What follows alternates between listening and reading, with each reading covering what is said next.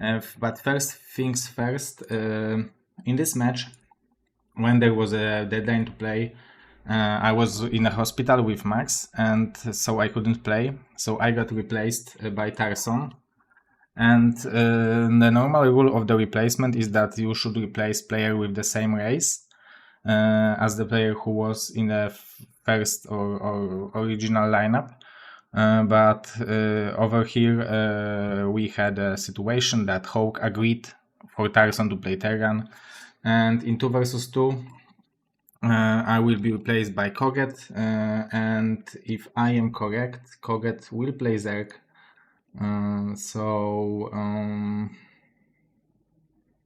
Yeah, let's see.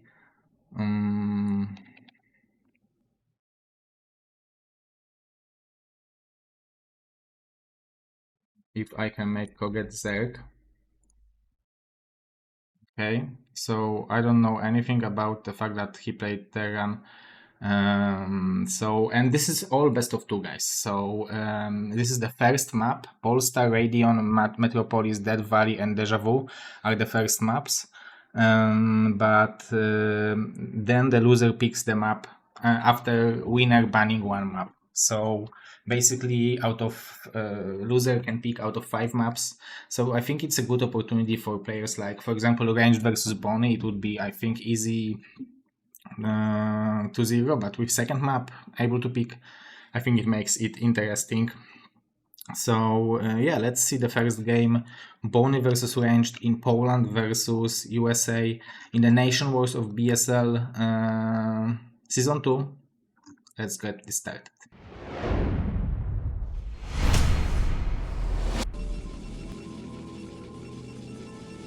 So this is loser bracket round 1. Loser of this match will be eliminated from the tournament and will end up in the last spot, 6th spot. Top 4 will play for the prize pool. Our current prize pool is $500, sponsored by Mr. Rasbrain. So this is a very important match for both teams. Bonnie and Ranged, they both been set up by their captains to play on Polestar, so they end up facing each other. On Radion we had Jayun and Koget. On Metropolis we had Wolfix and Striker, and on the Valley we had Hawk and Tarson. And the 2 versus 2 is on Deja Vu. Koget Bonnie versus Hawk Jiraiya.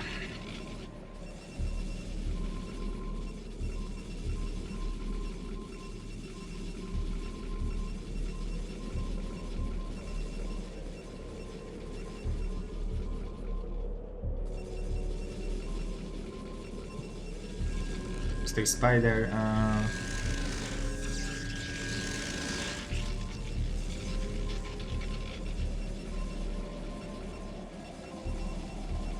By the way, guys, we will have a LAN party in Krakow in 1 month, exactly 5th, 6th April. We have 25 people sign up already, so it is going to be a cool tournament.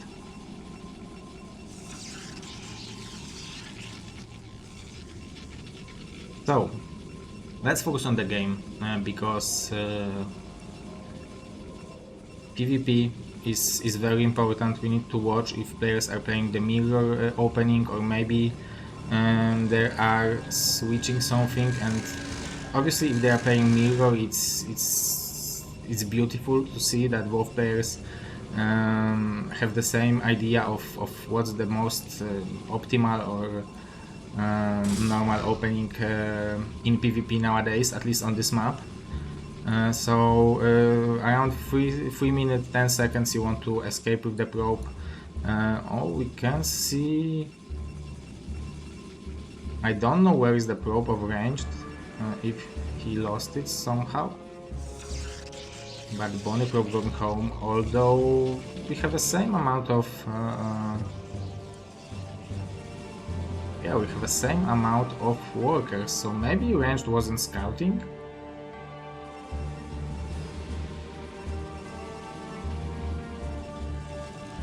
We have a range for Bonnie and range for range. Let's see. Robo into Robo, so full mirror. And Goon coming. Oh, I think Bonnie will be able to catch this Goon. This is a beautiful play from him. He's also blocking it, so it's not escaping. Range is doing anything he can to escape. Bonnie very smartly running through the high ground to not miss a shot. And this Goon already half health left. Of course the shield is going to regenerate, but health not. So already a good damage with the small tactical maneuver. Now Bonnie wants to scout. We can see ranged really pushing the probes well. The probes button.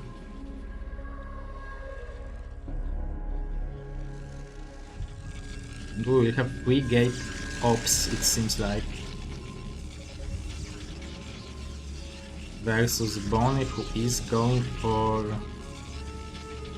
ops and robo on 1 gateway.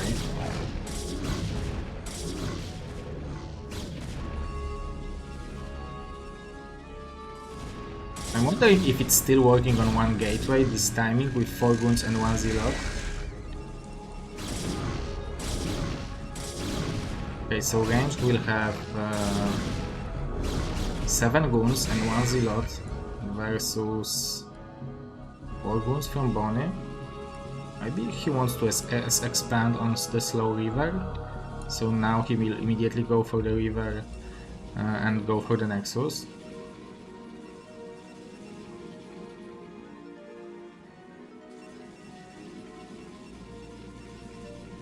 This is a good timing to ranged. Observer is here, so he can move out.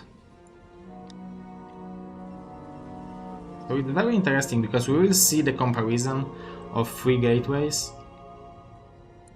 versus 1 gateway river.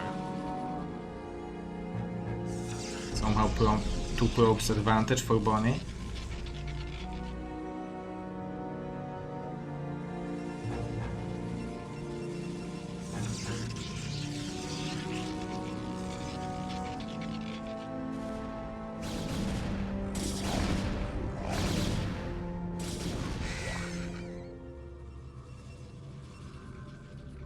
Bonnie lost his observer. I'm opsing terribly today. Oh my god, the range is going for the river. I think fighting the goons is a good idea. That was a nice micro, but now this river is adding so much damage with all the hits hitted, but Bonnie is actually winning the goons battle because he was so decisive to catch this goon. Those 3 reinforcing goons didn't do that much, but range is going for his own Nexus. He will be able to go for his own river as well. So it's not that bad.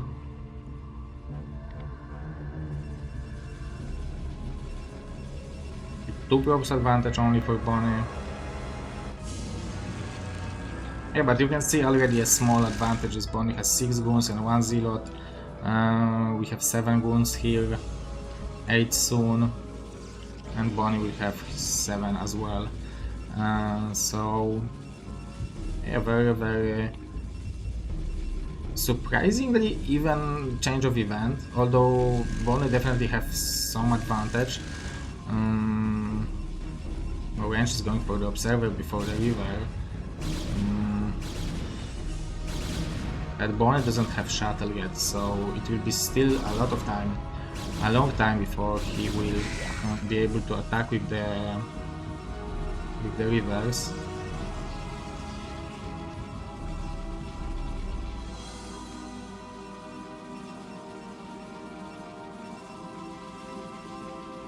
Hello, Mr. Total Blackout, Sonko, Magnus and Mazur. Hello, guys.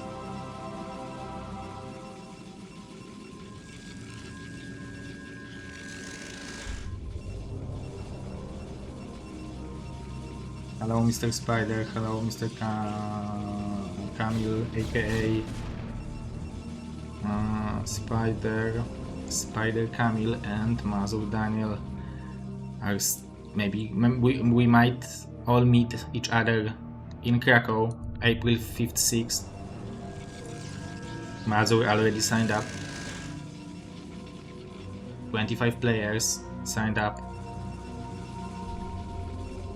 Ready.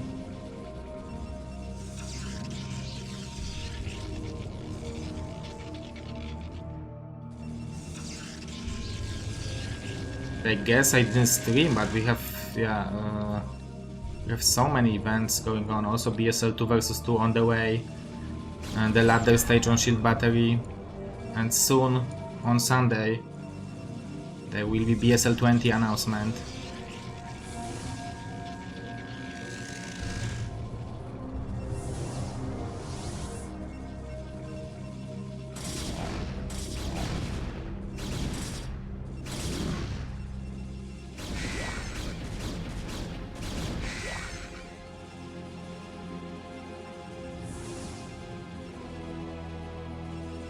Yeah, we are still missing 1400 for the... we have a huge attack for the BSL 20, but this is very important for ranged to get some value while being on the high ground, but no, he didn't manage to keep Bonnie over there, and those rivers will definitely add extra damage. Those goons are taking a lot of damage. Somehow the supplies are so high because Bonnie was cutting a lot of props on Yon 36. But this is a scary army. Okay, we had a counter attack. 12 probes. Oh my god.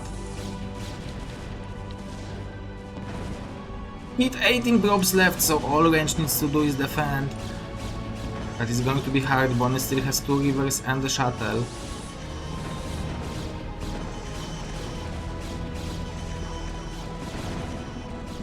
Yeah, he needs to just defend on the low ground.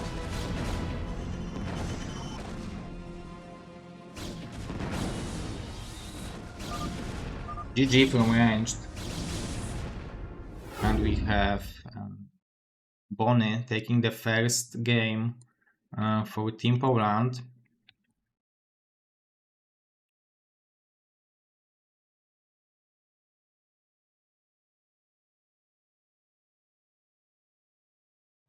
Okay.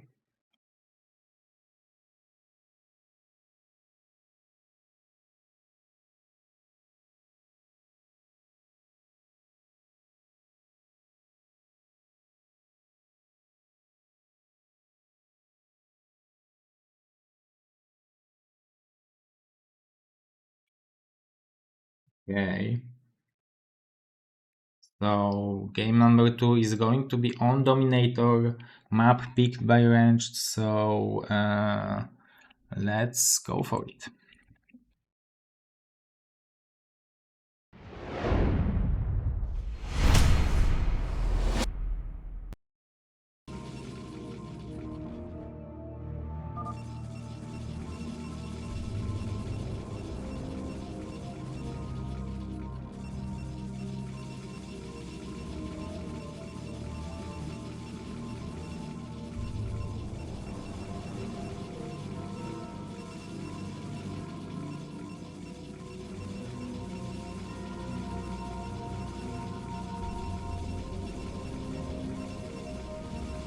Oh, I need to put info on.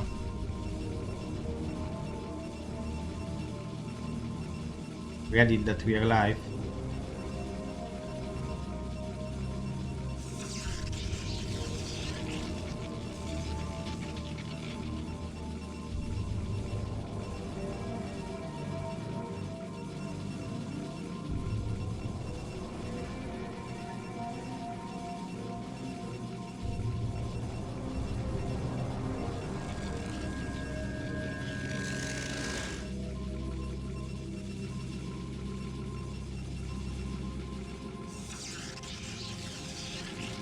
Gateway.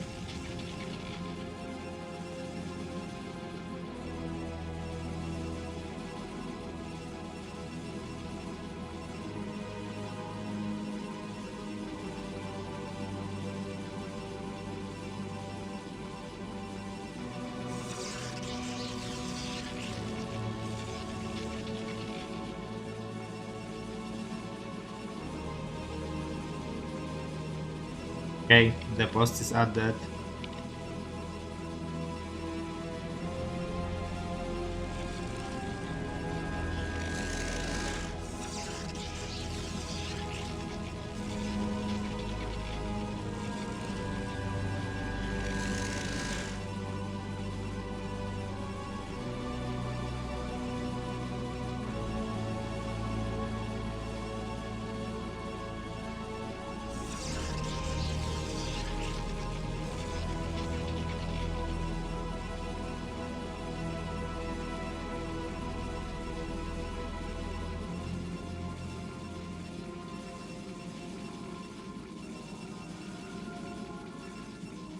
Okay, I also added the Twitter post. I didn't really have time earlier.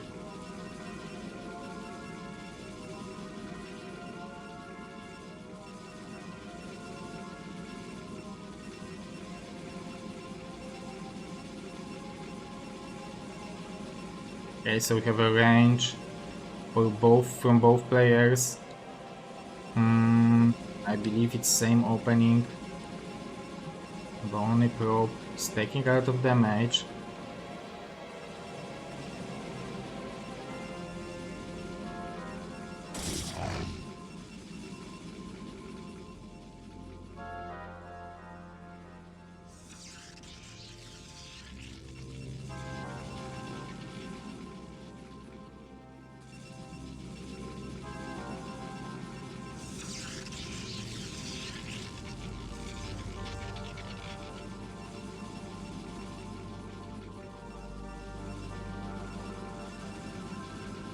We ate without observer.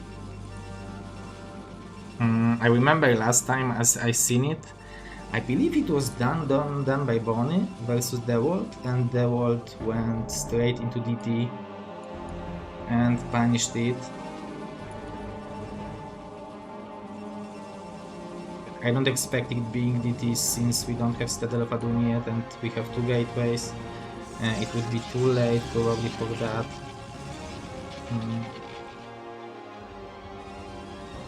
Yeah, but obviously the best punishment for it is Dark Templars, but as arranged, he probably approached it like, okay, if it's DT I'm lose, but if it's any other opening, I should have a good timing, jump time on my opponent thanks to this.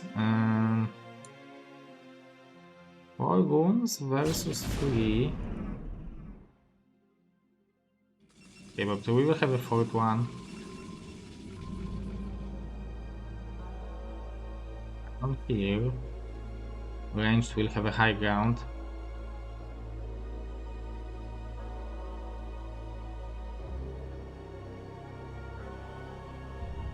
Five goons, 6 goons now. So it's good decision by Bonnie to not engage. But this probe of range is really giving a lot of information to him.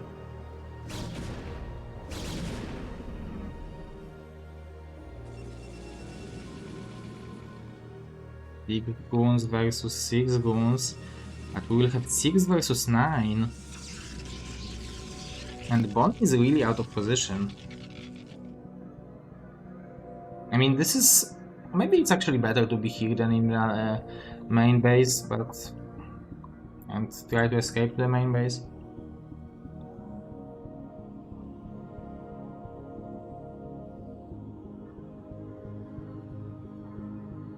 Okay, we have 9 goons. Pushing to 8 actually of Bonnie. Also, Bonnie will have a high ground, good target fire from ranged, a lot of missed shots, but he will be able to kill clean with this one Zealot. All the shots went to the dying one. Now he's splitting, so it seems like range have a really good shot to like punish. Right now Bonnie, he didn't kill this one goon, and that might be pretty painful for him. Bonnie immediately going for robotic support by bringing some probes. Their armor reinforcing goons. Range need to send this one over here if he wants to push.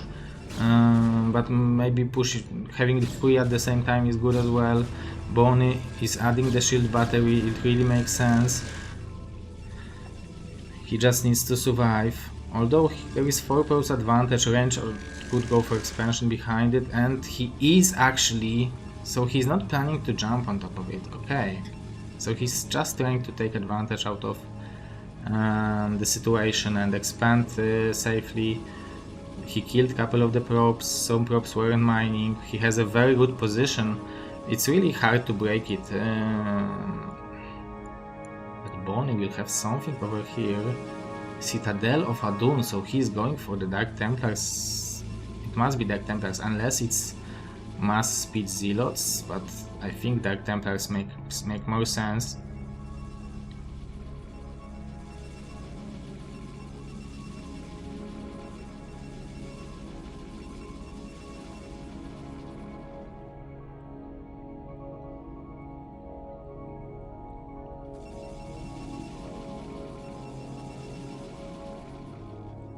He's trying to scout, going for his own robo. So if he will go straight into the observer, he will easily have observer on time.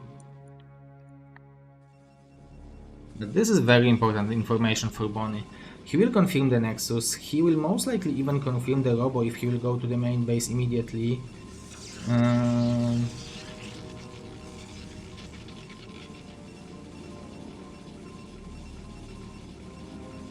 This is a huge scout.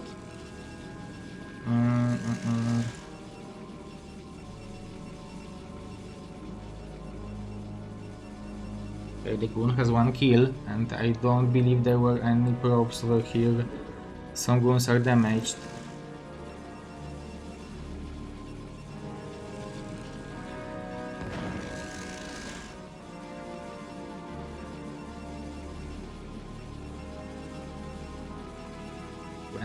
To 27 probes.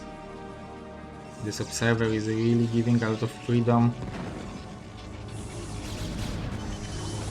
Oh, immediate heal, look at that, and there you go. This is the value trades Bonnie is known for. And DT on the way. 1 DT is coming to the natural of ranged. But he has observatory already. So he should have observer just in time. Any second he's denying Bonnie from taking the expansion. I guess he knows, because he doesn't send more goons. He just wants to keep him at home with the... Oh, but the shuttle is low.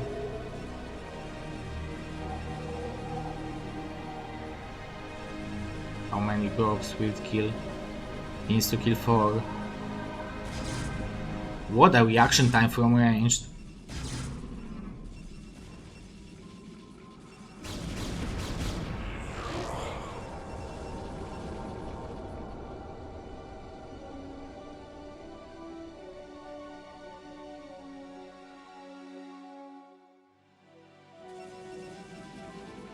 Was out of mining time, and now Bonnie will have a push timing.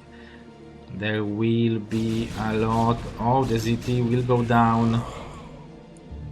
That's pretty annoying, and range will have a high ground. Those are the rivers of Bonnie though. There are a lot of Zealots which will be able to tank damage. He should target fire the shuttle, but this is so much damage, holy moly. He is target firing the shuttle, the river died somehow. It was so damaged, but maybe it was this moment when it died and it just shouldn't be unloaded. We will have the river of range. This is a huge hit on Bonnie. Huge hit on the goons as well, but I think ranged hold. Although Bonnie almost finished his Nexus, range only has 2 probes advantage, so he wasn't building probes, I believe, for the entire time. Maybe he was, actually, because Bonnie was building from 1. It's now 4 advantage, it will be like 5 advantage. Yeah, he is building probes. So it's not that big of advantage as I would expect, but it's still impressive that he was able to defend this push. But you can see how close it was and how well Bonnie did it.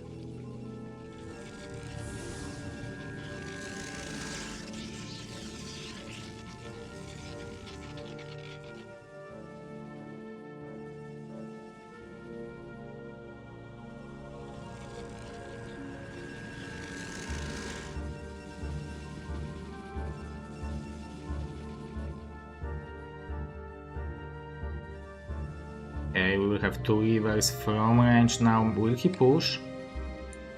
And the bonus stopped producing probes. He has a Templar tech, so mining gas makes definitely sense. We don't have damage from neither of the players. Nice snipe on the ops. And now DT will be able to do a lot of damage. Maybe he will kill his own goon, like Bonnie did against Zanhun.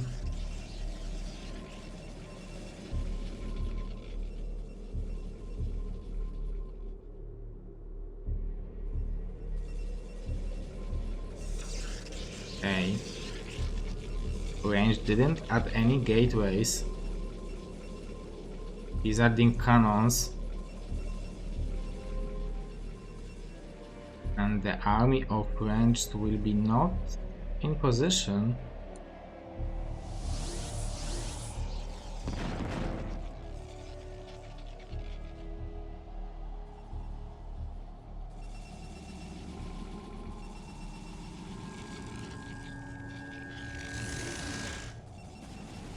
We have only 2 High Templars. The base trade scenario.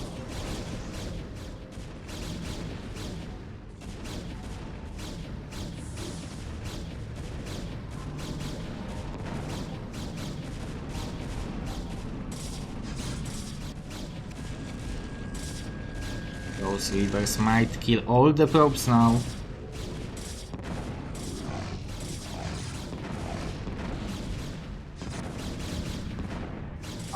Probe number is equalized. We have a DT, but we also have Observer. But this river is adding so much damage. But both rivers of ranged are alive.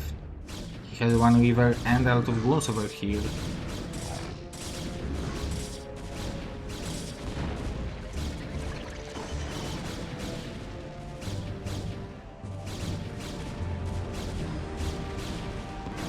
Bonnie will be able to make DT over here. I don't know if he has observers. Range managed to snipe both rivers, I believe. Has a pylon over here.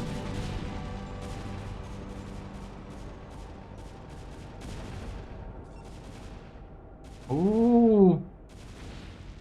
Maybe with the rivers he has 8 money only, so he can't build that many scarabs. He should press G and mine those minerals from the probes.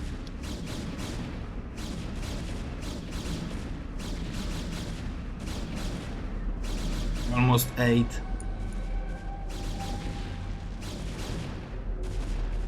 Bonnie has 1 probe left, mining 600 minerals. So he wants to build a nexus over here with those 8 probes. At ranged we'll want to use the power of the river.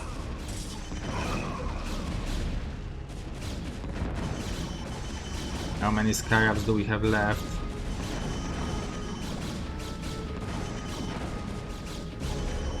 One more scarab left. Holy moly, what a game. I think Bonnie lost, right? He has 2 goons. Those rivers are useless. He should just kill those goons. Because Bonnie is buying time. Great micro from range.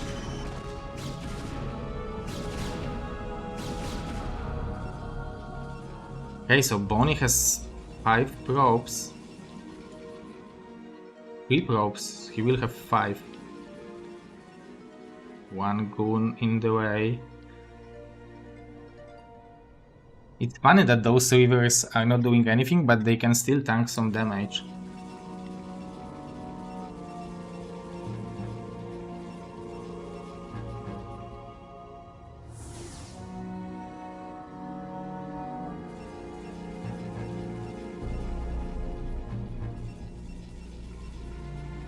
Okay, so what's the hope for Bonnie?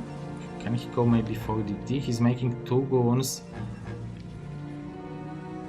Okay, so he needs actually 4 goons to win it.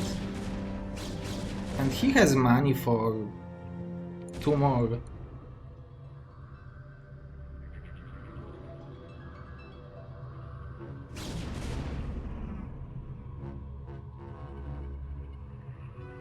So it would be best for range to actually kill those probes and go hunt for the gateway.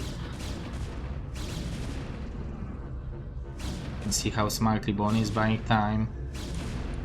Oh, you know, what a game. PvP delivers.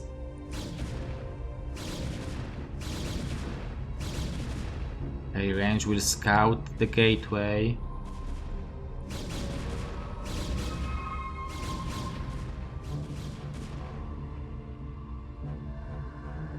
Ego Gateway.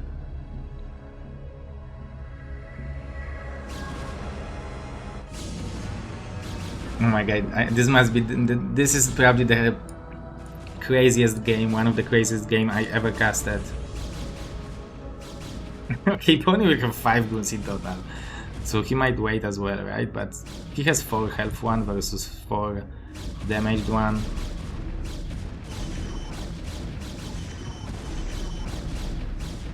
What a game. Oh, Mr. Interbit Sim, aka T1 Dragon, who is the sponsor of the currently running BSL 2 versus 2.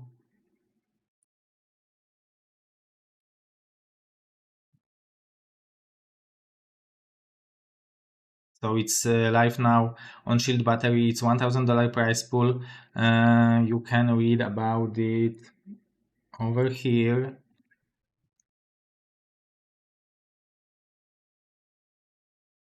And it's actually just started because it will last till the middle of April.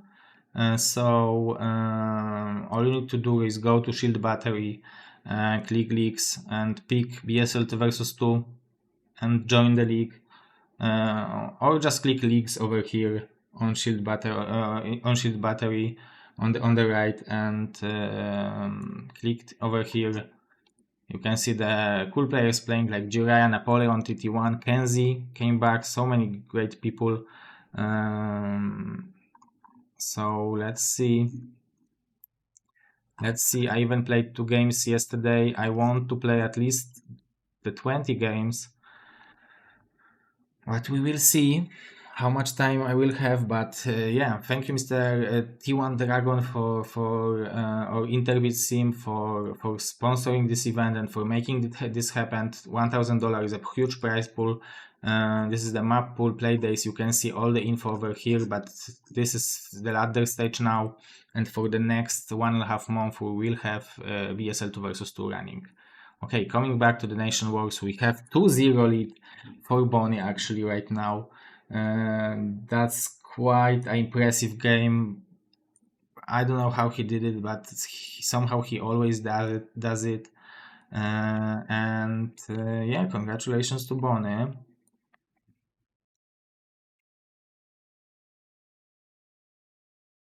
Okay, now we will have Koget versus Jaeyoon.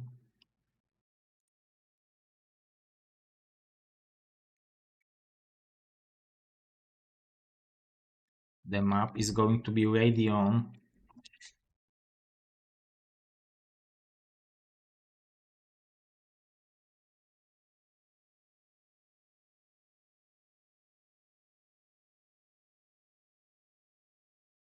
Okay, let's go for it.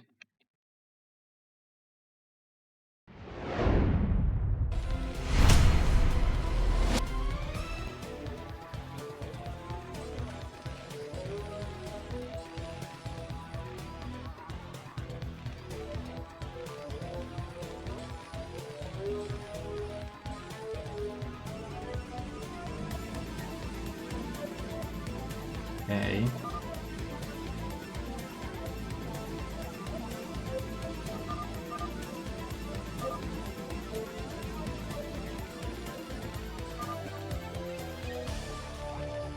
Nice exchange of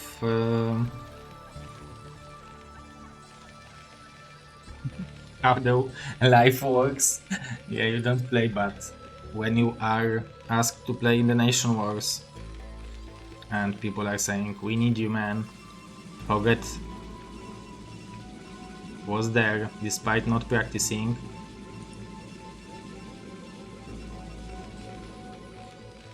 But still, not practicing Koget, he just needs, in my opinion, he just needs like 40, maybe 100 games to come back to the great shape.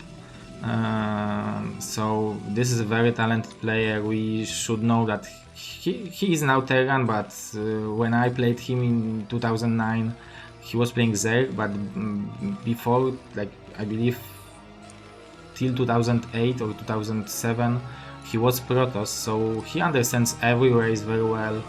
but we can see that Jae-yoon is understanding Protoss very well, and he's doing what Protoss does best, which is 12 Nexus first, of course, Nexus first.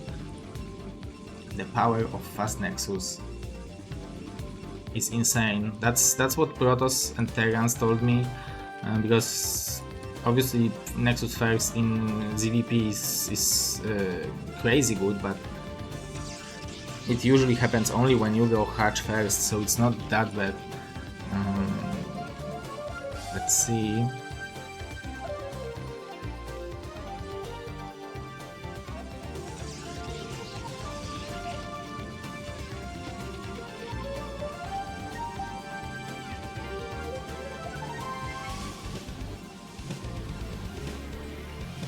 Forget will scout last,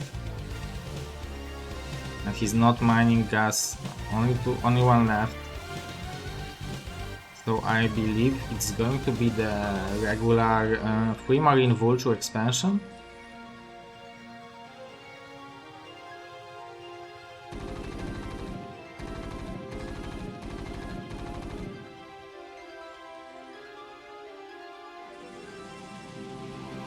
Okay, he's going for the cannon, so he respects the fact that Koret can push him.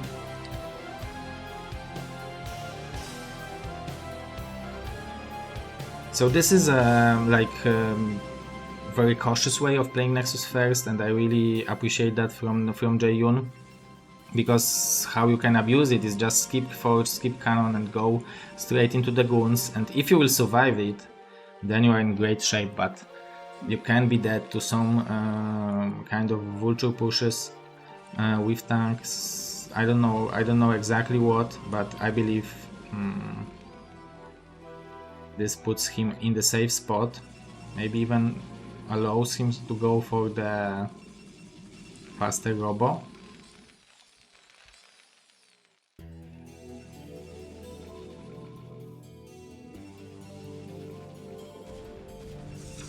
So command center is 1/3 done, and two Nexuses are blinking and already mining, already 50 minerals each from each mineral field.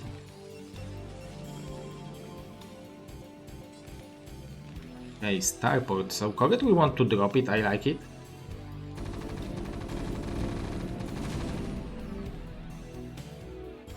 I would say that it didn't see it.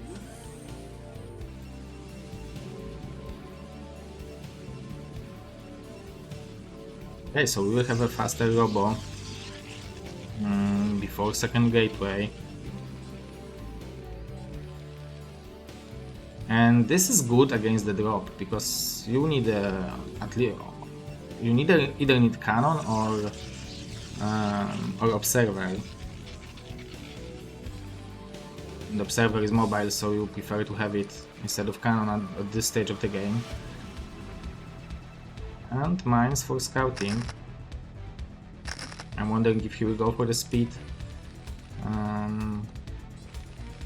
8 workers advantage thanks to the 12 Nexus. So this is great for Mr. Jae-yoon. And we have 4 goons, 4 gateways. So 4 goons at the time, 4 zealots to load up. He needs 2 more.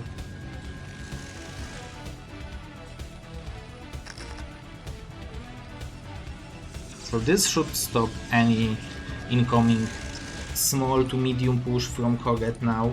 If he will go for the river with it, it's going to be extremely powerful army from Jae-yoon. And he doesn't strike me as Protoss, who is cutting the probes. So I think he will go to like this 50 to 55 probes. Okay, but let's see how many will be left after this drop. So far we have 40. Cannon is on the way.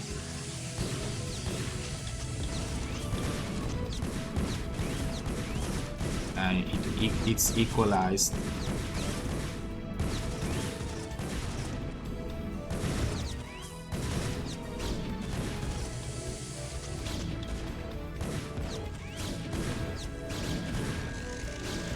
Will Koget be able to escape with it? Holy crap, he did! What a save! But that was a lot of mining time, a lot of damage as well. But we will have Observer with 5 goons, potentially 9.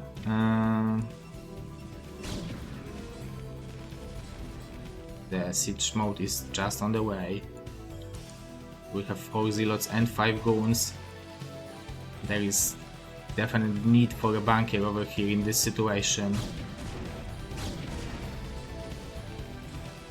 There will be a bunker. The raid is trying to catch the shuttle, and it will. What a play from Koget. Although he will not realize it, and the goons will be able to intercept it now, I think. Oh my god, that was probably the damage he needed. And if he would kill this shuttle, it would be actually very, very good. He bought himself some time for the siege.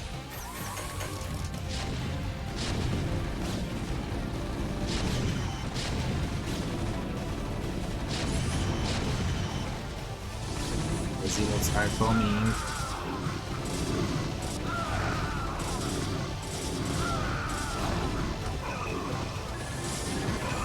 Remember how powerful SCVs are. Those 2 zealots will be able to deal a lot of damage. The Vulture is not shooting. What Koget should do, if he would be a fair Terran, just place a mine over here. Okay, so I think it was a good hold from Koget. He has 50 SCVs now.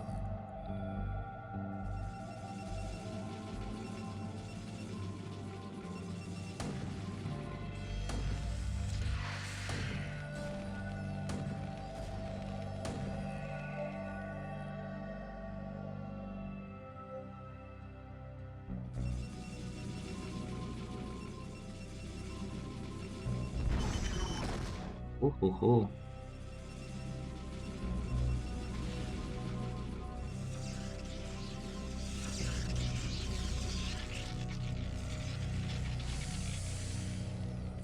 Six fragged on 1 base on 52 drones. +1 is just starting, so he will not. Oh, 7 fragged even.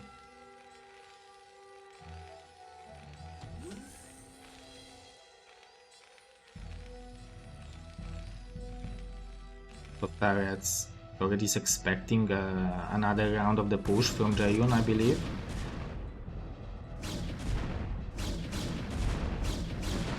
It's definitely good. It would be definitely good for Jaehyun to add more gateways. He will go to 6, but it's still 6 gateways versus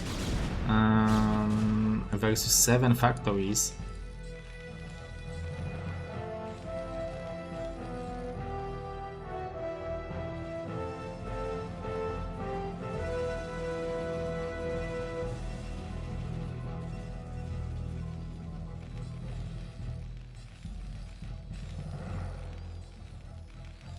$24 to 100 supply. It looks promising, very promising for Koget. 55 probes. Jaehyun will start mining from the third. Although it's already 8 tanks, I'm wondering how many is the magical number for Koget. I believe 10. 10, and yeah, Goliaths are here, so now it's just the Vultures and 1 tank. Brent definitely needs to, Jaehyun definitely needs to stop it.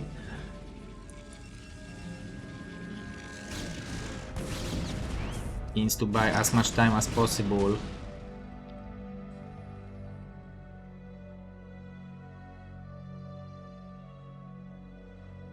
Will be 1 shuttle, but those Goliaths are there to find it. Koget is moving forward very quickly. Jaehyun needs to buy more time. The speed is done. Can evacuate the probes maybe, I don't know. It's 7 far, but you can always go for the expansion behind it, so I don't know if you can sacrifice that much. But maybe this is the play. Okay, but he's Still attacking, he will be able to take those tanks out. Where is the shuttle? It's on the back because he wants to kill the Goliaths first. Very smart play from Jae-yoon. But this is so many tanks. 0-0, +1 just kicked in. +1 is done for Jae-yoon. He is macroing from 8 gateways.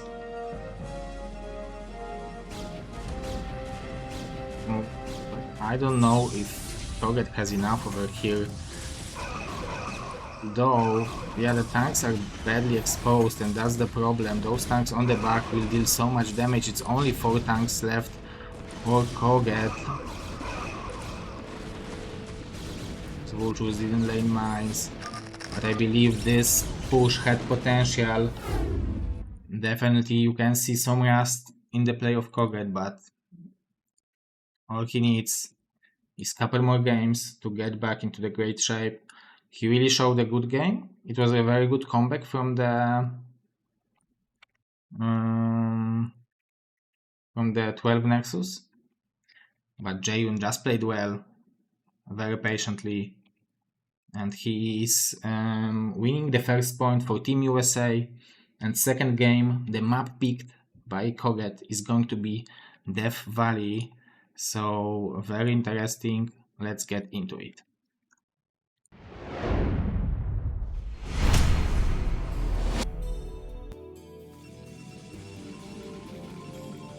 Okay, so on the top right we have Jae-yoon and on the top left we have Koget. Jae-yoon is going out to do something.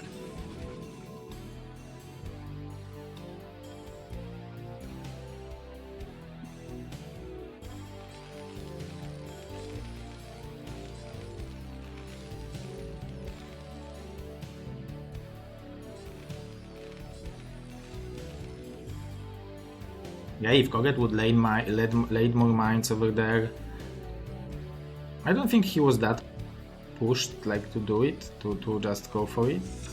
Okay, so it's going to be wall in from Koget. I actually like it a lot. But it still can be a goon from this gateway, so he will build 2 zealots most likely.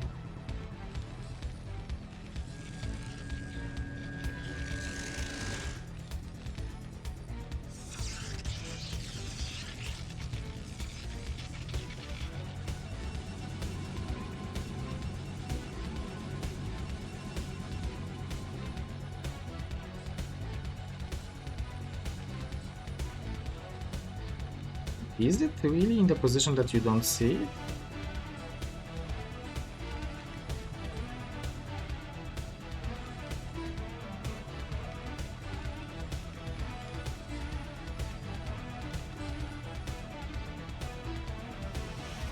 Koget is not going for the gas, going for second barracks.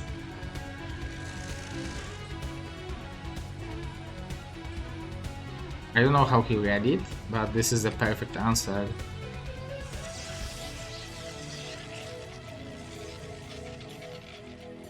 Oh my god, cybernetic core over here. Koget sees everything.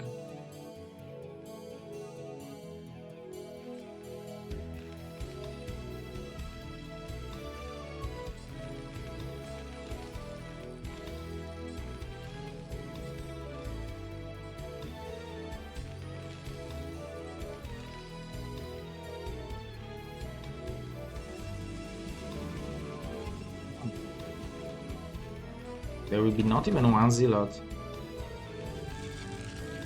Yeah, the zealot is just starting, but it's too late. I believe now the goon should be produced. Oh, he's going for the ranged.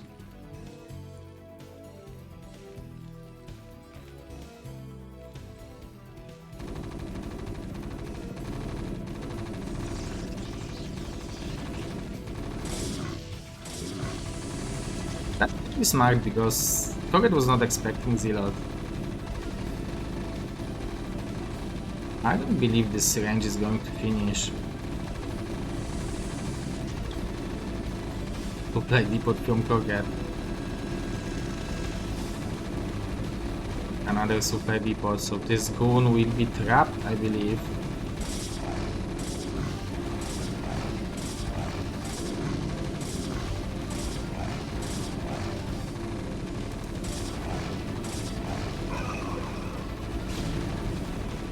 Okay, he will escape, but not for long. GG from Jae-yoon. Forget. He's tying it up 1-1.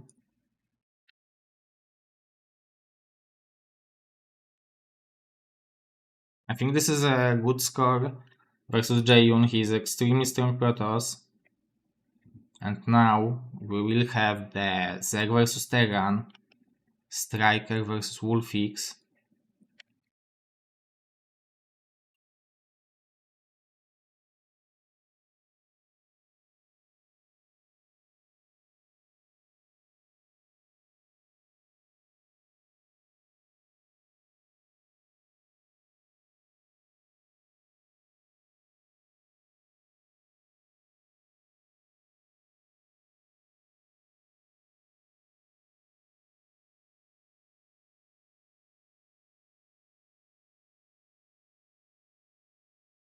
Okay, let's go.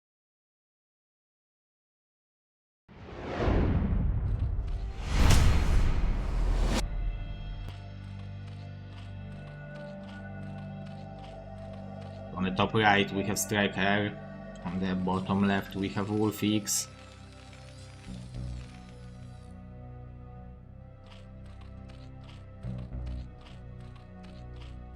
Striker has very strong Zerg versus Terran. I don't know against who, but he won some like game I was watching of him, like I believe it was on Radeon. It might have been against like SPX, so it was against very good Terran, and he came back from such a hard position. Maybe it was Ultra.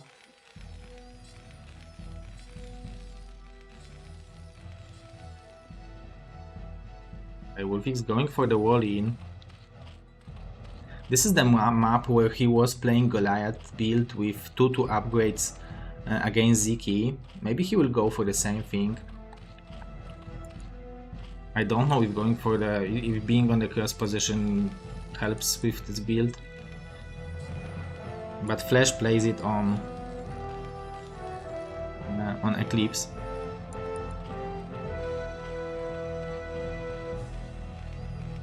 I mean, I haven't seen Flash playing 2 armory upgrades, but I've seen him play Goliaths.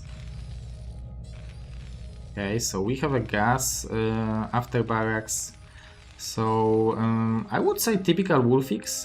He usually plays mech and he does it very well. He has it all well figured out. It's very hard to stop, so let's see how what will be the reaction of Striker.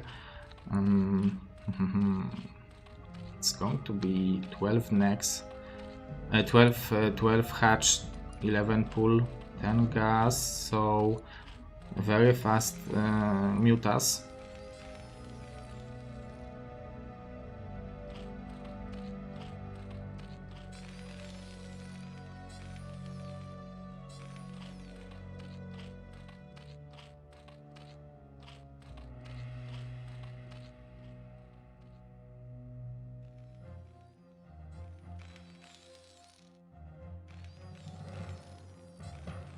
I guess this SCV is here to intercept the potential links.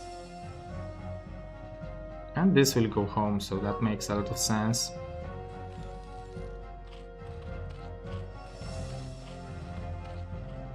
Two links only from Striker. I'm wondering if he will know that this is a Vulture, because he will not have Overload, so this is definitely very good for Wolfix. That's Striker will have a hard time scouting it, that this is not expansion.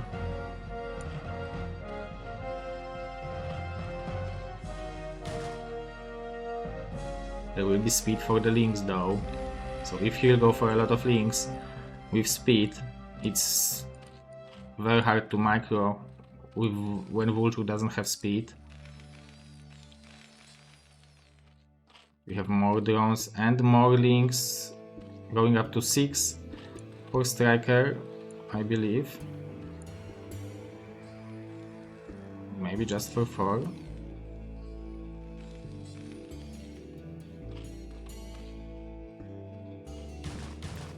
Yeah, only 4. We have 17 drones.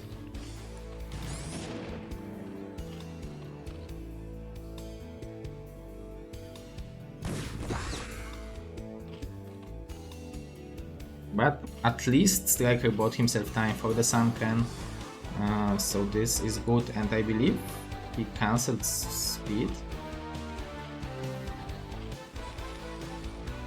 This is also raid from Wolfix.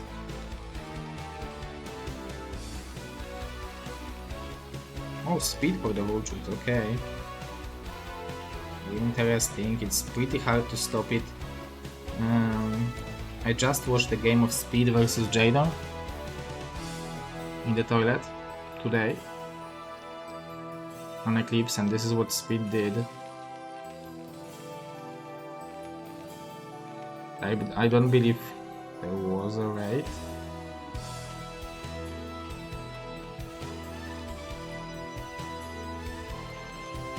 Okay, so Wolfix ignored this overload.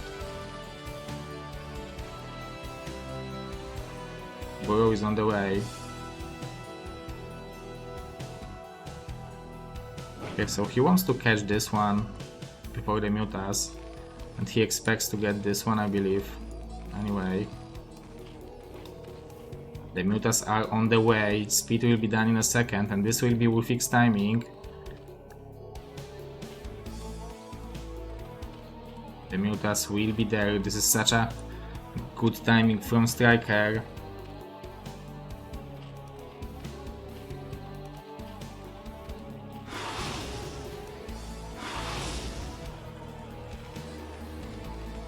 Vessel is on the way, very interesting from Wolfix. Those vultures are really keeping the Mutalist busy. Very fast third base. Good micro from Striker, damaging those vultures. 5, 8 mutas.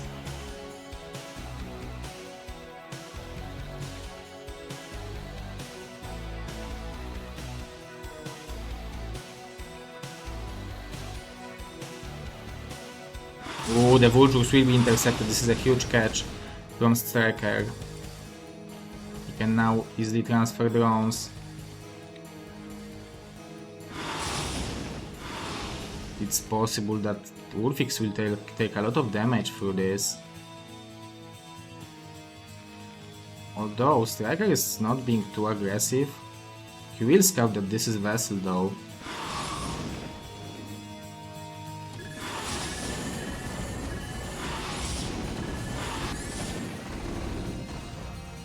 Nice damage. Look at that, equalizing almost the worker count.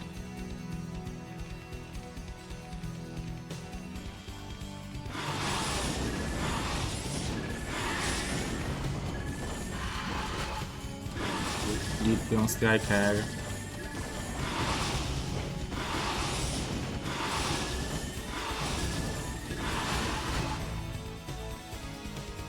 Yeah, this is bad for Wolfix that he doesn't have fighting units actually.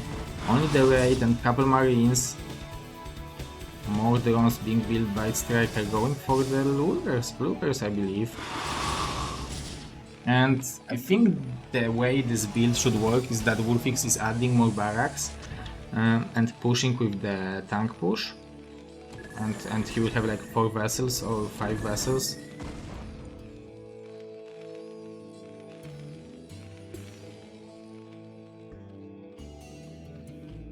It's gorgeous.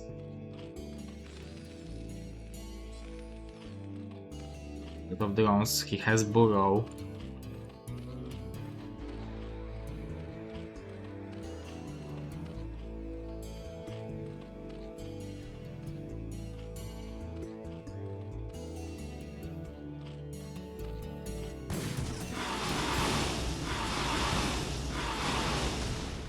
And drone and scouting, not bad, but Wolfix definitely needs a little more, although maybe he's in not that bad position because he will have this high vessel count, although Zek is already mining from the third base.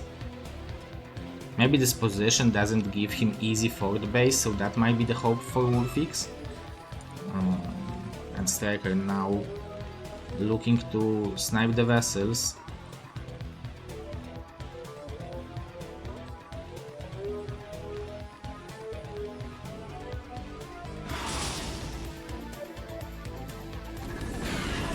He's looking for them. Very nice split.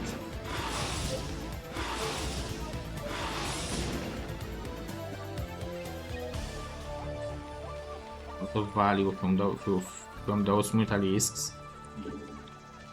Ultra Cavern on the way.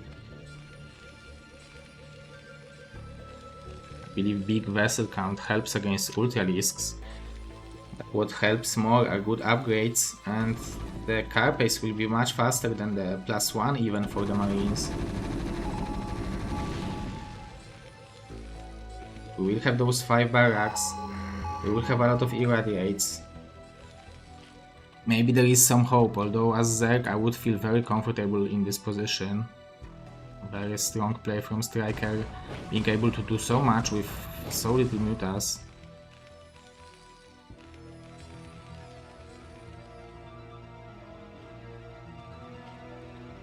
Last two on the way, even the Piler.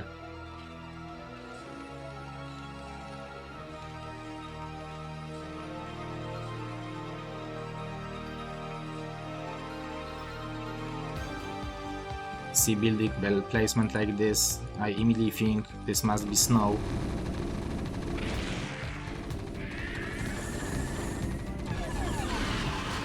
Okay, one vessel snipe, that was a good micro from Wolfix. Although first ultras will be on the way soon.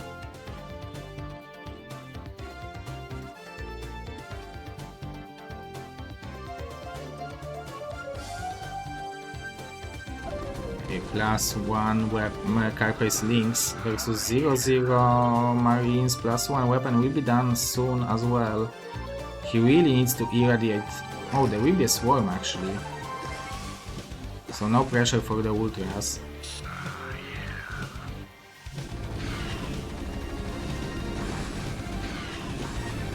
This is a lot of links. +1 just kicked in.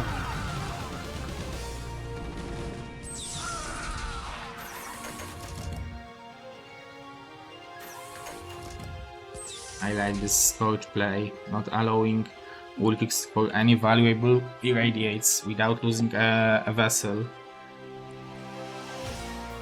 Second starport will be there to produce more vessels, but now we have only this many. Let's see what will be the irradiates. Oh my god, the links just crashed the Marines. There is more reinforcements. One irradiate has been thrown. But overall, Striker is doing excellent job eliminating those vessels. There is something over here, one vessel here. Striker starting to mine from the fort base. And this vessel will catch some valuable unit to irradiate.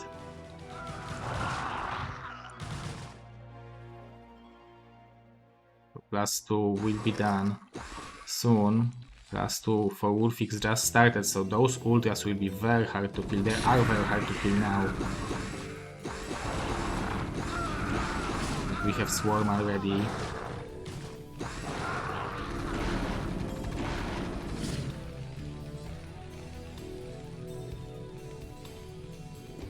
We have Plague. It's a very great position for it.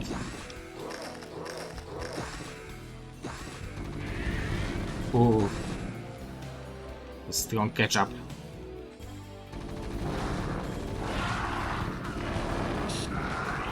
It's +3, +4 will be there soon. I think with +4 this ultra could maybe kill those Marines. Maybe with 2 links.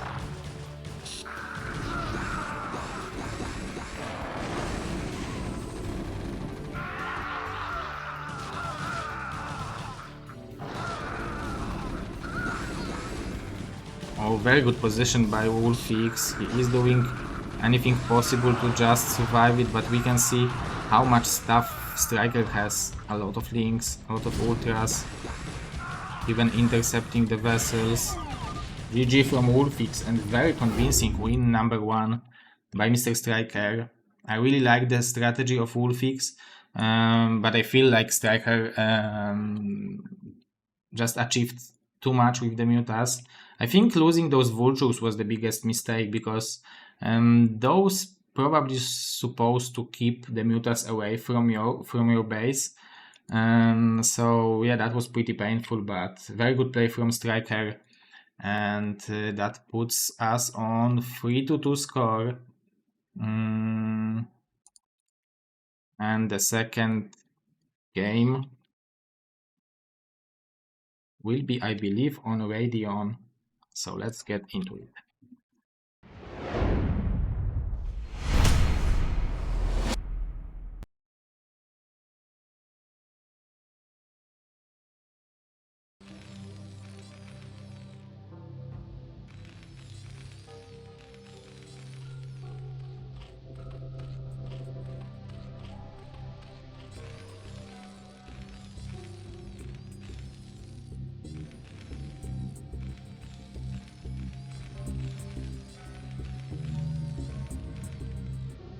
Really like this Overlord being sent over here first versus Terran.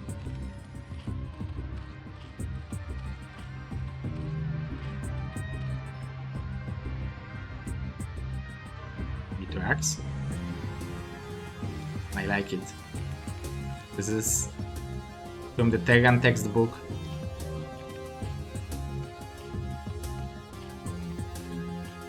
Hello, Mr. Lampshade. Thank you very much. I appreciate it a lot. Tomorrow we have a weekly tournament.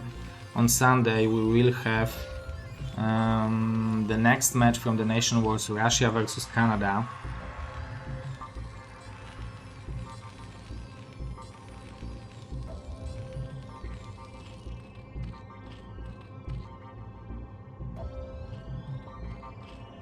It's going to be in the winner bracket.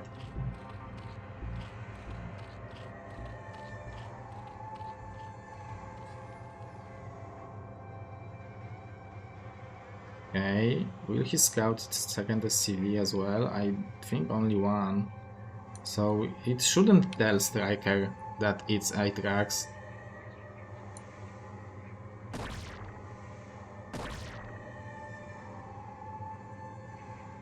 Okay, Wolfix is very smartly sending the Marine over here. I believe there would be no chance of catching this Overload, most likely, so there was no reason to invest into it. And we can see Striker going. Okay, so he just scouted it, I believe, because he can see two workers. Or maybe not just, because he almost killed the SCV, but one drone falling, that's always good. We can see Wolfix has a plan of going for the Vulture behind this pressure, so this is very high pressure build from him, and a lot of drones has been pulled already from the Striker, 8 of them. And those SCVs are so damaged. Okay, but I think Wolfix needs to kill like 2 more drones at least.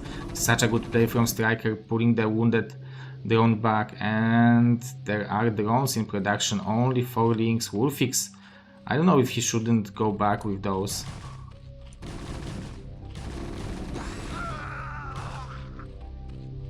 So great defense by Striker. He doesn't see expansion with the Overlord, so he probably knows that it must be Vulture. And I really like that Wolfix made a wall in terms of the like 8 links and stuff like that, or overreaction. He could defend with relatively small number of Marines. Okay, will it be 2 port? Okay, it's 1 port. So equal number of workers at this stage really puts Striker in very strong position. Wolfix needs to be careful. This is a tight wall.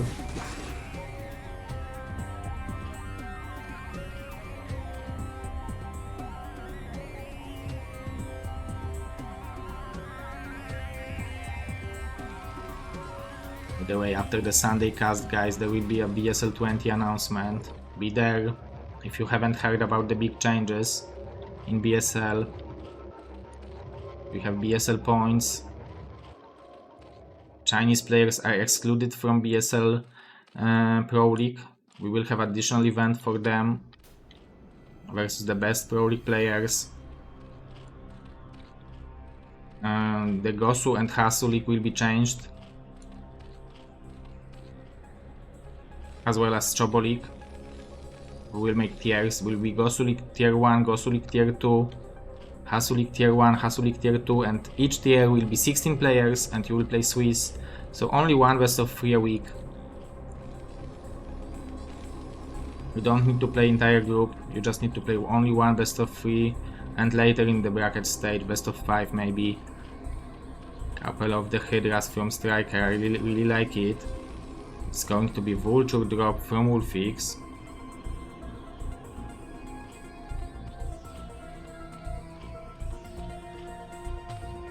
And see that Striker knows about it. There is a like feels like it might be an option. Maybe not knows about it is too much to say.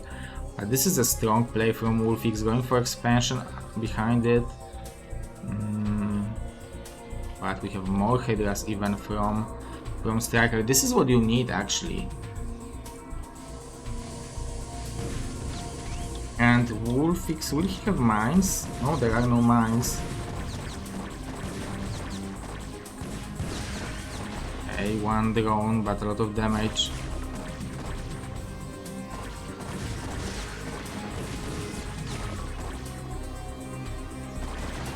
I think that was a great defense by Striker.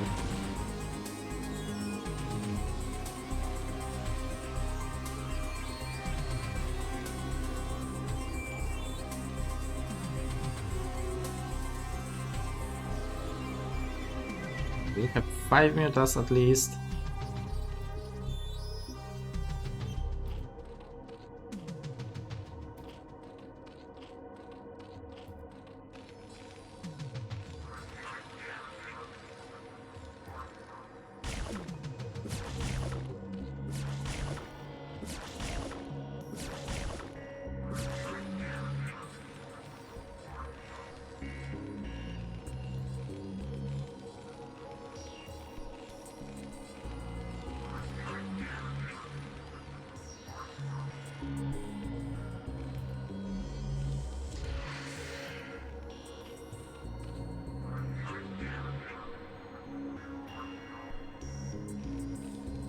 This time it's a little bit different situation.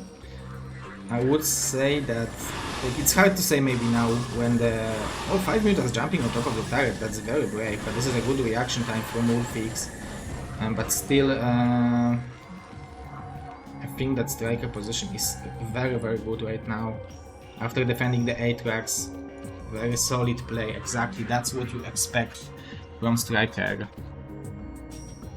I believe the time for him and for his championships of BSL will come if he will, how to say, grow so quickly with skill.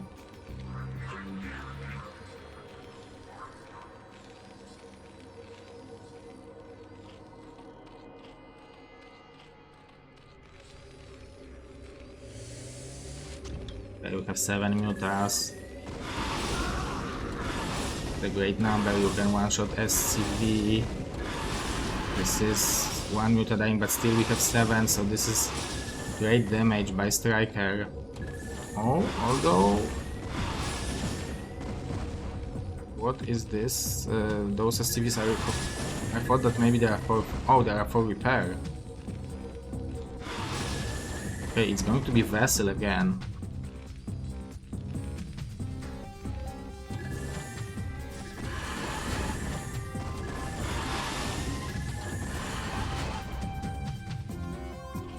You can see that Striker bought this time to drone up. He still has those Hydras, so if he will want to, he can just press the lurker button and then switch to like 5 Hydras, 5 lurkers. He already made quite a bunch investment into those Hydras, and it might be very dangerous.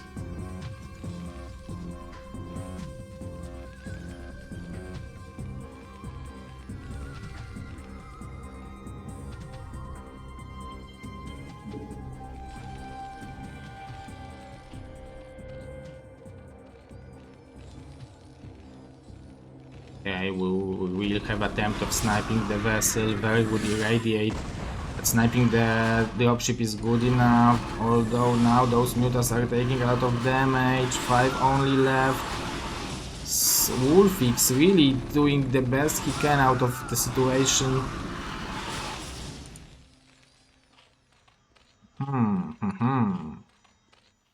Do you go for more mutas after that, or what do you do?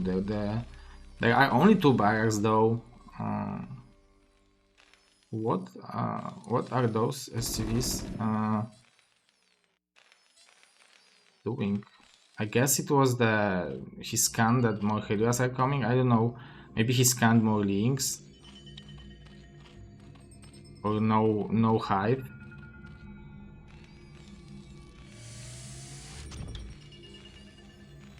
But this is interesting. He's really sacrificing a lot. He doesn't even have scan, so he couldn't scan. Oh, this must be for a reason. It's not like those SCVs are staying here. Yeah, this is definitely not a broken replay. He was expecting the follow-up push maybe after the mutas.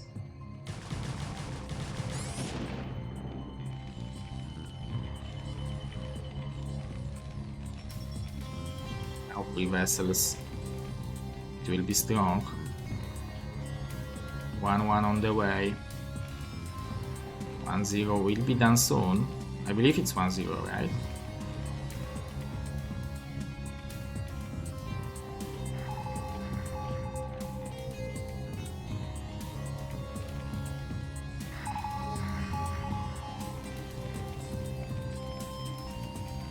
Feels like it's still some time until Terran will want to move out. But it's going to be pretty scary. Like, the timing of where Wolfix should try to hit is just before the defiler. But I think he should start moving out soon. He should want to start moving out soon, but he's still prioritizing going for those 6 Raxes. And there will be a lot of irradiates. Those vessels are tanking a lot of energy. Maybe adrenaline as well.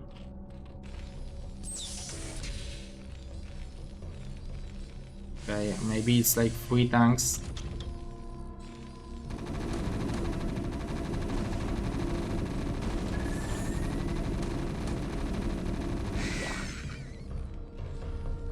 Every form of Zerg life should be destroyed.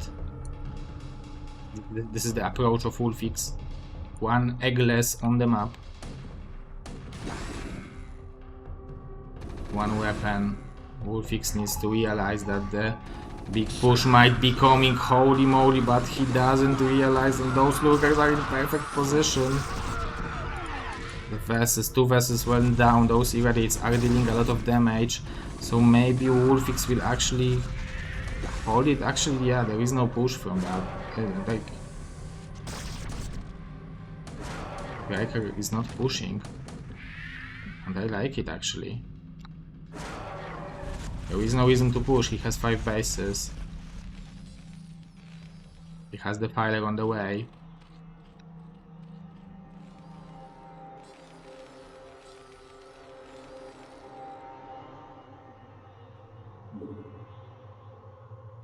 The SCV will scout.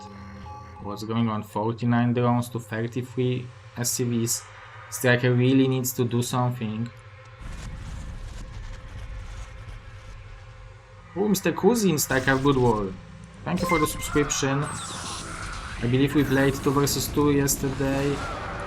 Oh, and we have a beautiful crash of Mr. Wolfix Striker with 1-1 links on adrenaline.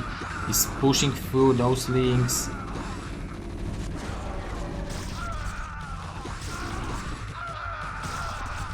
Through those marines with links, I mean. We have 5 gas income, ultras on the way. Even the vessel count, we have 3 right now, but we have only 1 starport, and there should be like 6, or at least, I mean, there was 6, and with 6 or 7 maybe even build. But with 6 or 7 you can like really get a lot of value, kill a lot of defilers and stuff like this. But we can see that Wolfix is constantly suffering not successful Aatrox, not successful Vulture drop, and it's really hard to come back from a situation like this. So it's very respectful that he's still fighting, but this is getting worse and worse with time for him. Riker with those very small trades, buying more time for himself, for this big economy to kick in.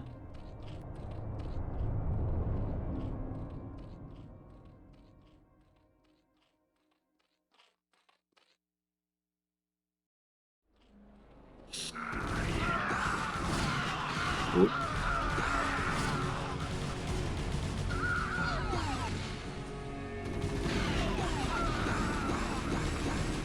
Last 2 weapon is very important in that moment. How long until 2-2? It's, let's say, halfway done.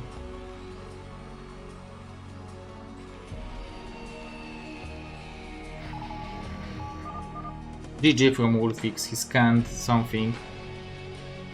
I don't know what, impossible to see. But that means that we have a 3-3 score. And Striker is tying it up and winning 2 points for Team United States of America. And that means that Tarson versus Hawk will be the next game, which will decide which team. We have 4-3 lead. Very interesting. Terran versus Zerg. How Hawk is our current champion of the Gosu League. We have Tarson,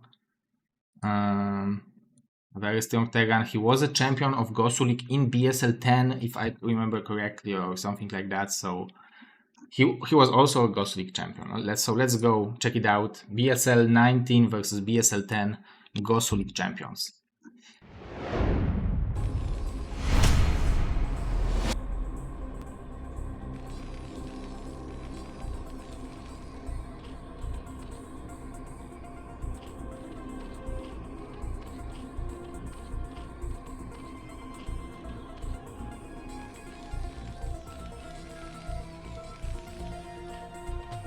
So very good manner play from Mr. Hawk, because he was supposed to play against me, but as I was like informing you, I cancelled the streams on the weekend because I was in hospital with my son.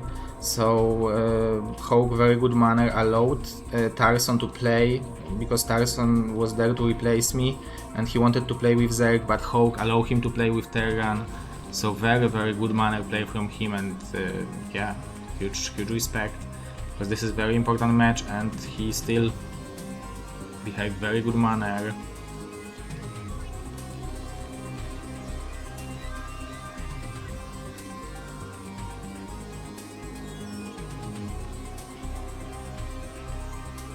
Cracks from Tarson. If we are talking only about last 2 games, we can say that this is typical Terran.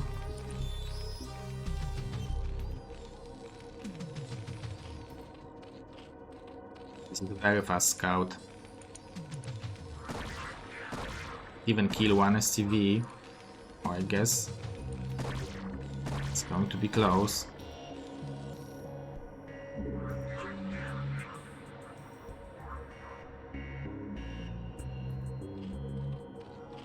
Still goes for the hatchery.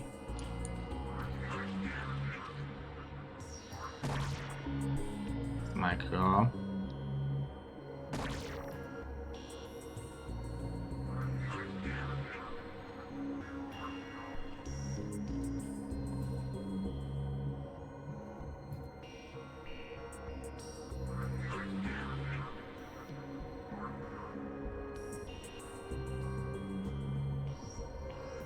How many drones will Hawk pull? We have 7, 8 in total. Tarson just started the bunker, but it will have to be cancelled. It was killed, not cancelled. This is a big mistake from Tarson at this stage of the game. He's already investing a lot and he lost 100 minerals. He is microing nicely, killing 2 drones, so that's good, but I don't think that's enough.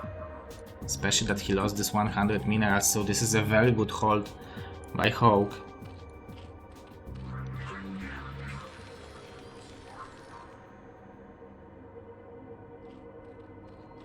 And how many links will we have? It seems like 4.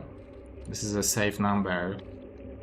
Like, maybe not too safe, but yeah, if it would be 2 racks, it would be not safe, but I guess he scouted enough with the drone.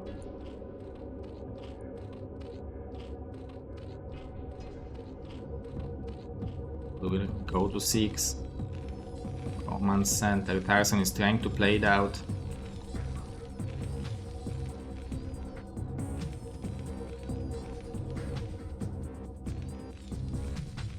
Yeah, Mr. Lampshade, everything is fine. It was flu, but there was no medication for kids in the pharmacies, so we needed to go to the hospital. But actually it's good we went, and yeah, they helped him because he had a really crashed nose, couldn't breathe, and I mean full of phlegma. But we've been there on for like full 4 days, 5 days, so it's not bad. It is quite an experience though.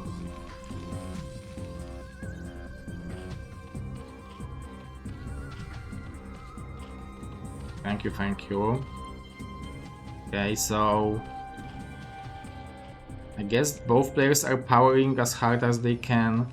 We will have an E-base, so Tarson will go for the +1 weapon even behind it, so most likely he will want to go for the 5 racks and just macro it up.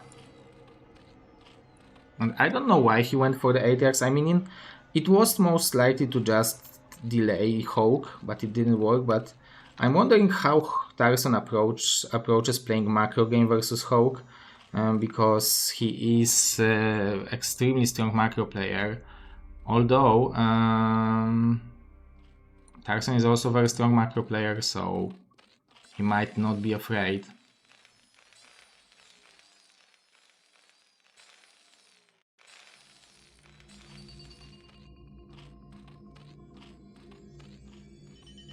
And third base by Hawk. This is the power of this map versus Terran.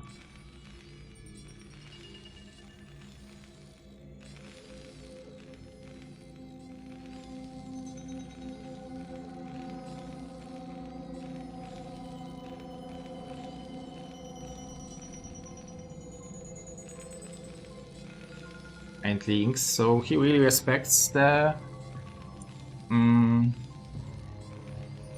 potential move out. You can see that he's mining only with 2 gas in the main base, but I believe he's prioritizing getting to this base. You can see that this is 6th minute, it's supposed to be 5th minute move out, so it's delayed because of the beginning of the game, losing the bunker, not cancelling it. But let's see how much the Mutas will be able to do. +1 weapon on the way, scans, confirming what's up in the main natural, but I don't know if he knows about the third base. Maybe he's seen the drone, so he could deduct that.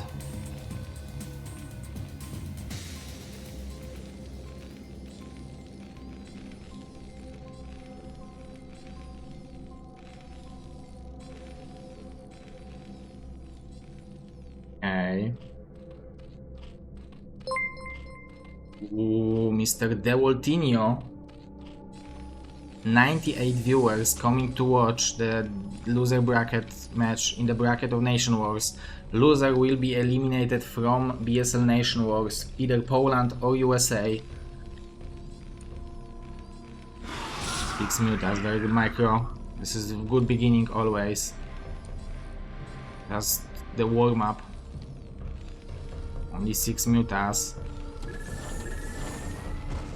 We have 4 racks, so not bad for Tarson. And the range will be done relatively soon. The problem is that now Hawk has basically unlimited time to just drone up and take advantage of this base. So those mutas are there just to scout, just to be annoying and buy time. And when Terran ignores them, you can always kill the assimilators. We will go to 10. This is starting to be the scary number.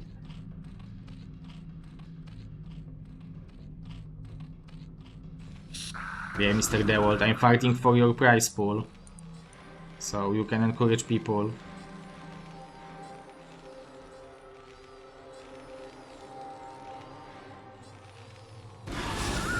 Nice micro.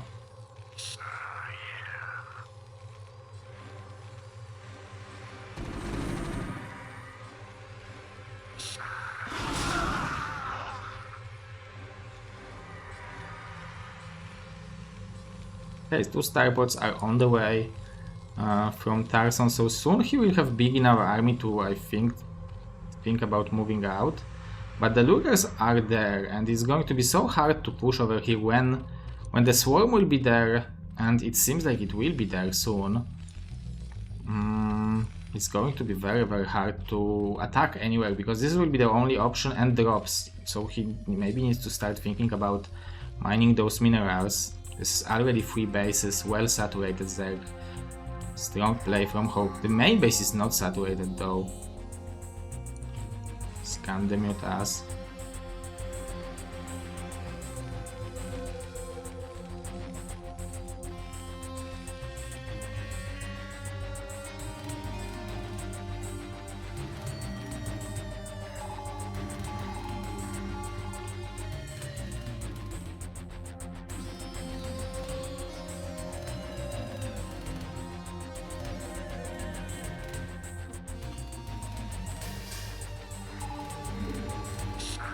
Lurkers are on the way. Will Tarson want to go for it? I guess when he will see the lurkers, he will decide that this is not a good idea. He doesn't care. I think if there would be no lurkers, he might have some shot. But this was a perfect timing from Hawk. Oh, there will be even guardians. Okay, so Tarson started mining this part of the map.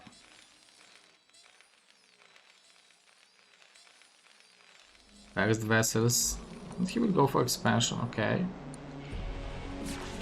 Oh, I guess this is... He sent units over here.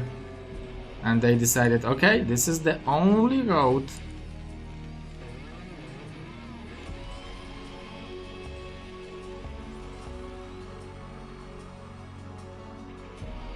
At least from here, right? If you will send them from here, they will go and go stupid, right?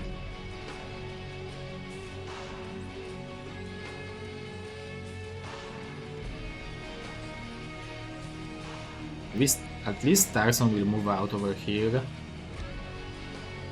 There will be defensive guardians. It's very smart on this map actually, because all the bases are so close to each other that those guardians are very, very smart and very, very good.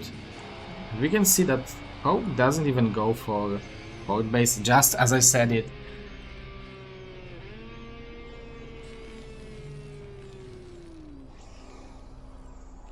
Tarson sending 1-1 bio, double eBay. This is a strong 54 SCV, Terran economy. Vessels will be there. Although we have defilers, we have guardians, we have lurkers, so every tool is in hands of Hawk now.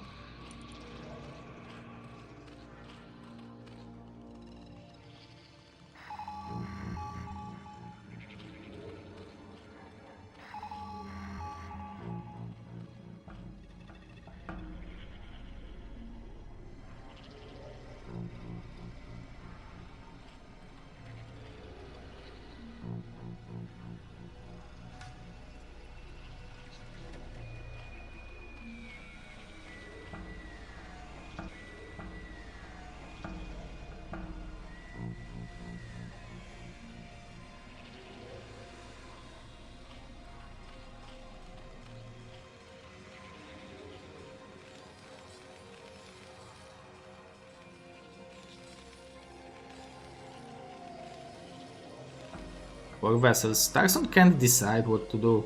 I feel like maybe going for the vultures and laying mines over here would be good, or maybe keep some bio. He will have so much of it. This is just enough to defend the mineral only. This is just enough to defend the third base. Very technical play from Hawk.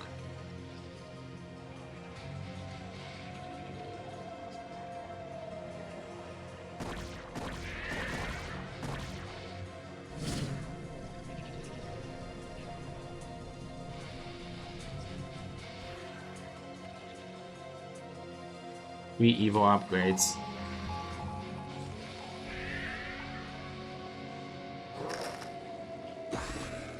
One, there will be 2-2, but 1-1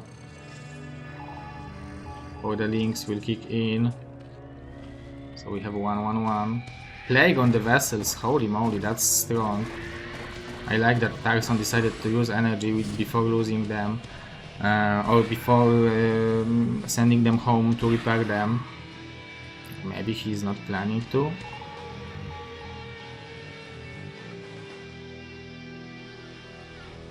To be careful with the vessels. Nice attempt of target firing the firer, but beautiful play from Hawk. Oh, those marines, those plagues might be awful. Oh my god, he will have only a swarm, so that's good for Tarson. He's having 2000 minerals. Some marines are dying over here.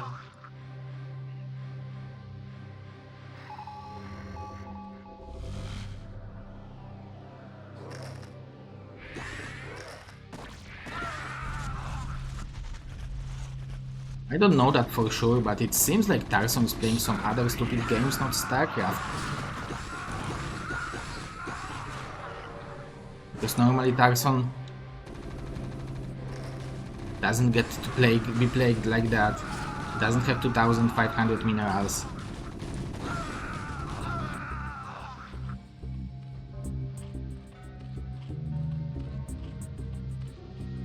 To use the energy on the vessels, it's hard. When it's more than one unit.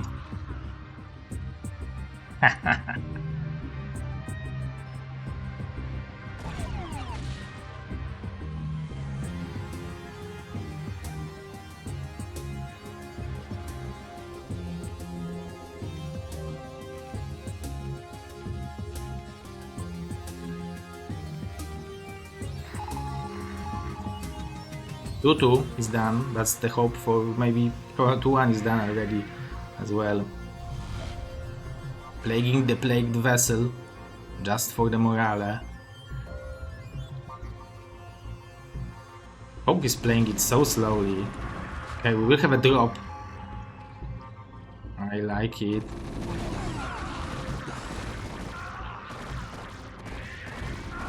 What a plague from Hawk!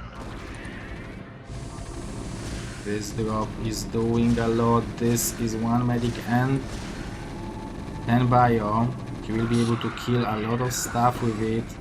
More units are coming from Tarson, so despite it being plagued, maybe he will be able to fight against those Hydras, but those are 2 Hydras. The irradiates are not being thrown. The Guardian's helping, so he will be able to clear it. But that was nice damage from the drop.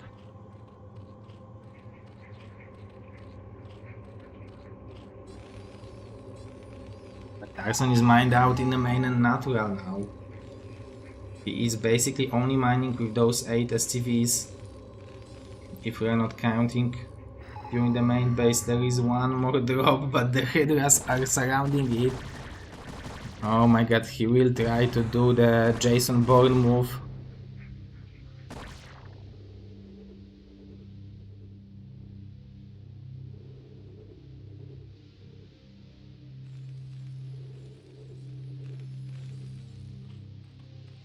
Hope is just waiting, mining from 5 bases, 4 gases, going up to 333.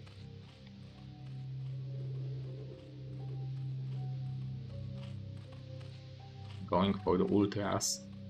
He has upgrades for it.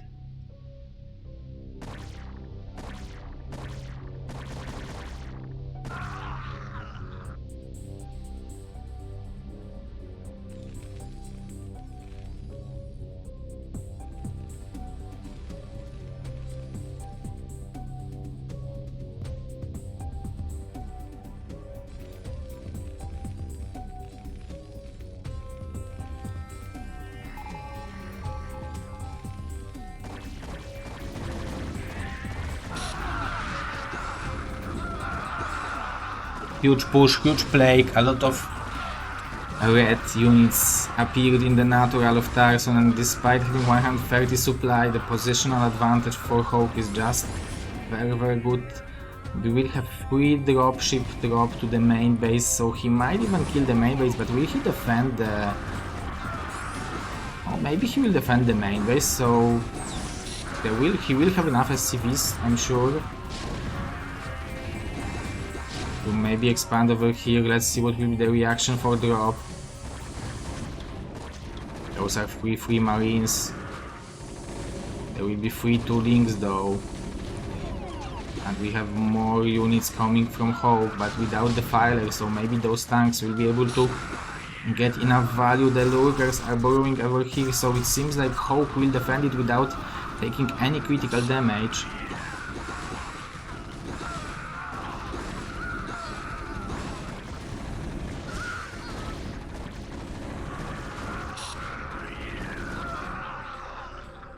Nice attempt. Oak is still mining from those 3 bases, so minerals, actually a lot of minerals are still left in the main base. Those bases have 1200 minerals, so... Okay, so Tarzan will push over here. What he can gain with it is...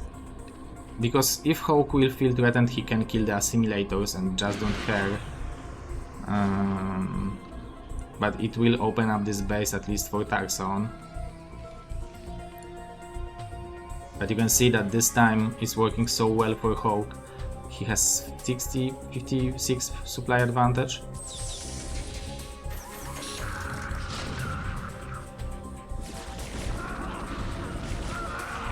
Okay.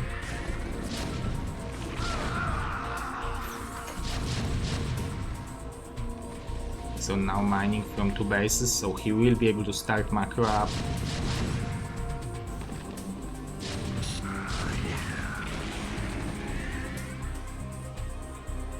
Okay, now we have 5-2 ultras. If there will be no siege... Okay, but we have 2 attacks at the same time. Tarzan is trying to hold the main base. The natural over here will fall. Those ultras are dealing a lot of damage, and the hydras as well. 3 free hydras, 3-2 ultras, such a powerful upgrades. Tarzan is trying to push, but the same thing on this front. It's just so much stuff from Hope. Insane macro from this player, very insane and good performance. So Hope is securing the 4th point for the Team USA, and he makes Team USA being on the good road to beat Poland and advance to the 2nd round of the loser bracket, and they will face... show it to you over here. They will face Russia-Canada loser. So loser of Russia-Canada plays against winner of Poland-USA, and this is how the bracket looks like so far. So on Sunday we will have Russia versus Canada match. And yeah, this is the bracket stage, the final part of the Nation Wars. So very interesting matches. Each match is best of 2, so it's very interesting. As you can see, we have some 1-1 score. We can have 1-1 score from Tarzan as well. So each game matters. You basically play 2 best of 1s against each opponent. And at the same time, guys, we have BSL 2 versus 2 Pro League running on the Shield Battery. There is March Ladder stage over here, as you can see on the Shield Battery as well, for 1 versus 1. So that's cool. And we will also have a LAN party in Krakow. So you can check it out.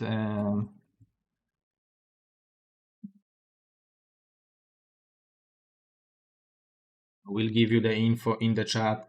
It's a very cool event. We already have 25 people signed up, and yeah, I'm hyped. Can't wait. and let me show you the people who signed up, because this is insane number of Super Gosus. So I hope that you will arrive. This is 5th, 6th April. Where do I go? I want to go over here, and we have someone new. I believe it's Mr. Payong, so he might also sign up, but we will have the sign up alerts. So we have, of course, I will be there, but there will be also Mr. Squeeze and Mr. Dachom, which is Keimzerk, Radley, Tarson, Hayek, Rati, Pierożan, Gzigzi, Artas, Per, Klauso. So we have 3 people from the Europe. Bonnie, Red Eyes, Wolfix, Rasowy, Fanus, Streamline, Mazur, Kivo, Poegim, and Artosis also sign up, and he already bought the tickets, so he's going to be there.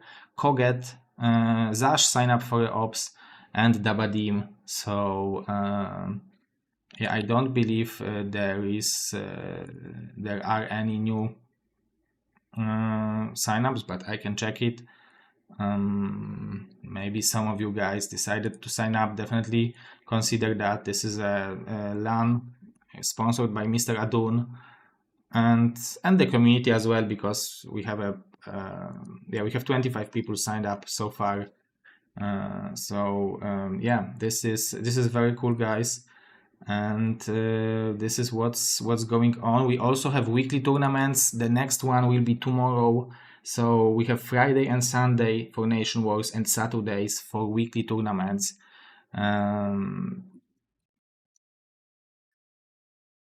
So each Saturday, as you can see, there are the sign up buttons. So for tomorrow's weekly, you can check it out. It's best of 1 in each round, so it's very quick and very cool. So guys, that's what's going on. I just wanted to give you a short update, and let's go for the next game between Tarson and Hawk.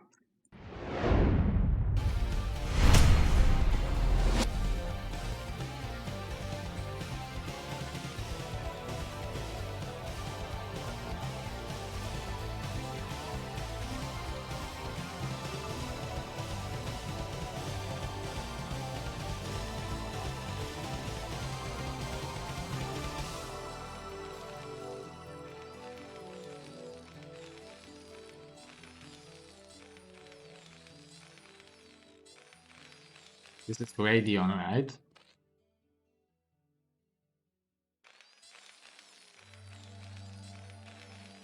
Ooh, it seems like Atrax again. Tarson is convinced that his Atrax skills are good enough. Something just didn't work in the previous game. He got scouted very quickly.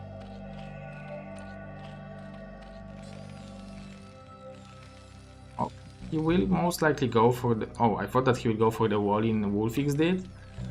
But it seems like he will go for wall-in over here. But this is going to be so good for Hawk, because he will immediately scout it.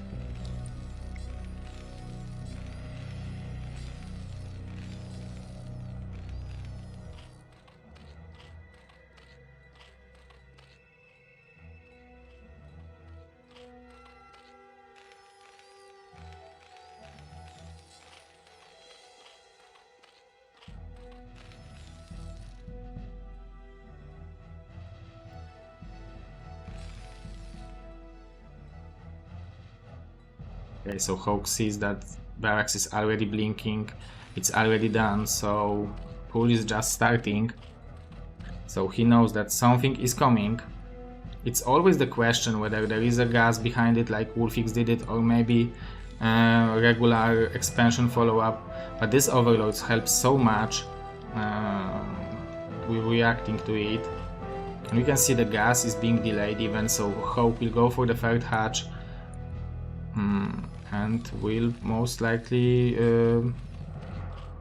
try to defend it with the drones.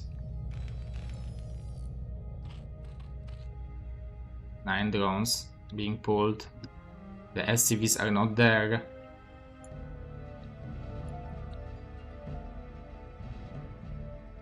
And Tarson is going with the Marines, but he doesn't have a support for them, and how it seems like he will catch them. Okay, it will cost him one. Okay, that's a good block. 3 drones went down. Not a terrible damage. I would say that this was better than the previous game. 3 Marines for 3 drones, it's not bad. It seems like, okay, we will have some links. So it's better now, I would say.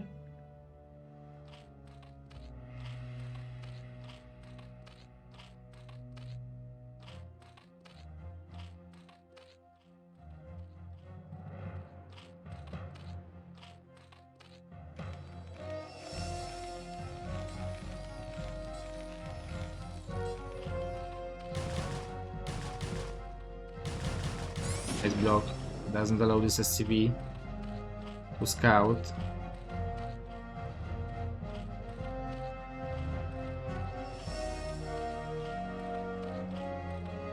Hawk is prioritizing saturation of the natural.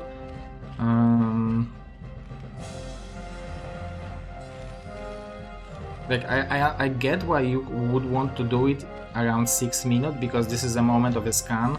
So you can tweak your opponent that you went for mass links, and that's why you have such a low saturation. But he's immediately now fixing it. Missing only 1 drone. It's going to be built now, so going up to 19 or even 20.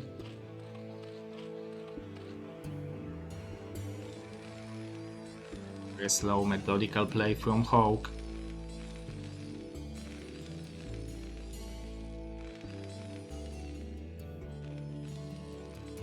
I thought Tarson is better.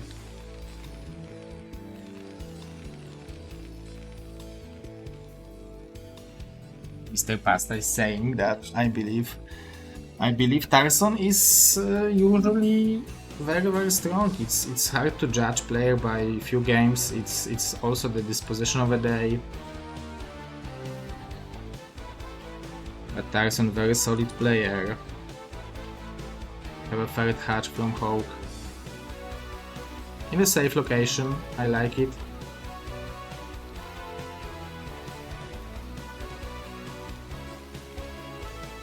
There is really going to be a low amount of things that will be able to surprise him.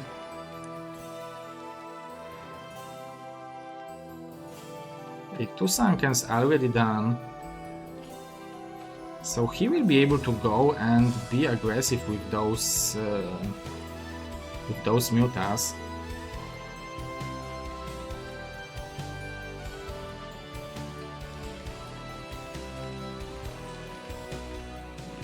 When the games goes normally, you want to start building turrets around 5.5 minutes, but now you need to calculate the delay,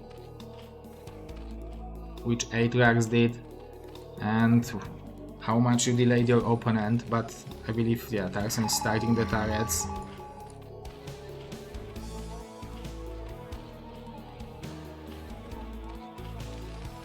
He knows that he needs to turret up. Going up to 4 racks with +1.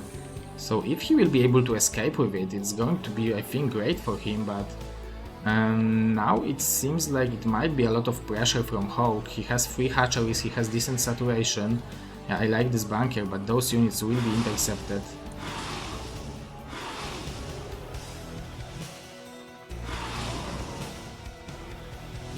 Okay, this firebat bought precious time.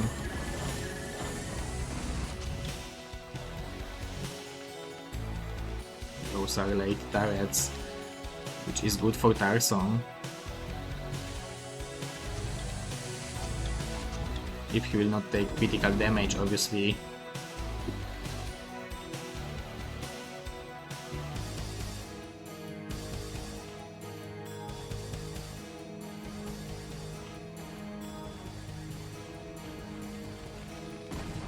Okay, some SCVs. 7, the magical number. Tarson is doing the best you can do in this situation.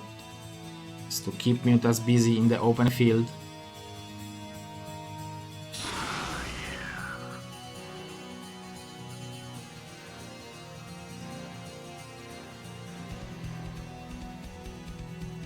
And Mutas are ready for Sunkens, so it seems like Hawk is opening up the possibility to go for the counter-attack for himself with those Sunkens, because those 4 Sunkens probably wouldn't defend. Maybe they even would, it's only 2 medics. Just 1 weapon will be done soon, I believe. It's nice. Micro from Hawk, eliminating all the bio in the main base. Beautiful micro from him. Can see Tarson thinking about attacking. The Sunkens didn't morph, so but actually this is so good for Zerg when you are going for Mutas in this position, because you can be aggressive and immediately be home to defend the natural. So Tarson decides to go for the third base. I like it, but it's 11 Mutas again. Beautiful micro from Hawk, although that's a good target fire from Tarson.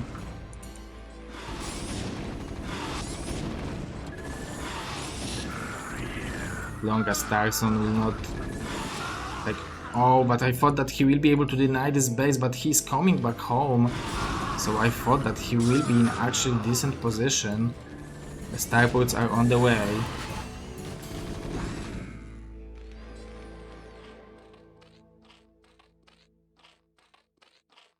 Okay, we have drones, Hydras and Mutas. Okay, so this base most likely will be cancelled. I mean denied. I believe Hawk didn't even build anything because he knew about it.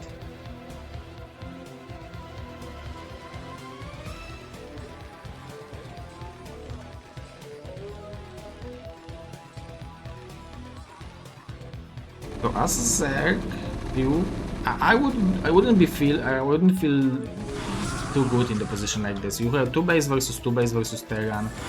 It's hard to do anything, although we can see that Hawk is doing a good job finding damage.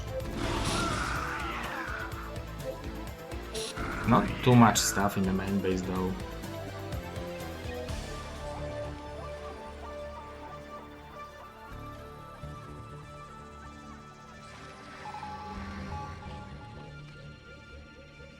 Third base over here, but those Marines might be intercepted. Oh my god, Tarson. Oh, but Hawk is not jumping on top of it.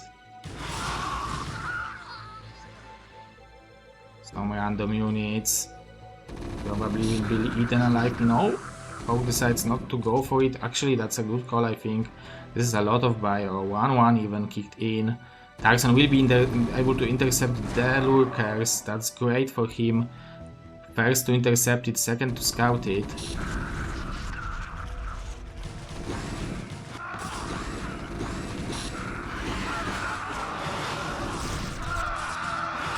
Beautiful play from Hawk, killing all this bio with such a low cost. But there is wave number 2, there are no medics here though. Tarson is splitting as good as he can, but he doesn't have medics. This is a massacre. Hawk is showing the power of Zerg, although I think Tarson still can try to play it out. It's only 2 base Zerg, although the tech is there.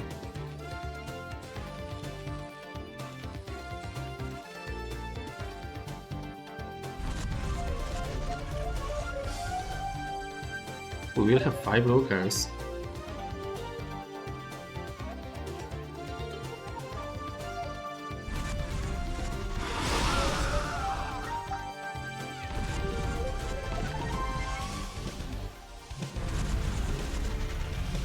Going up to 5-6 racks. Okay, there will be vessels.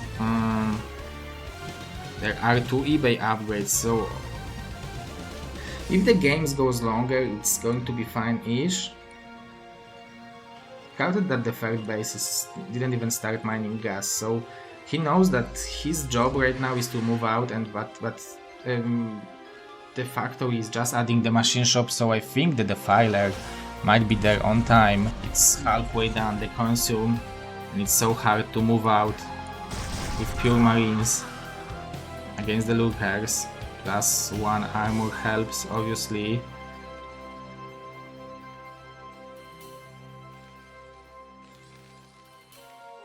The fire is coming.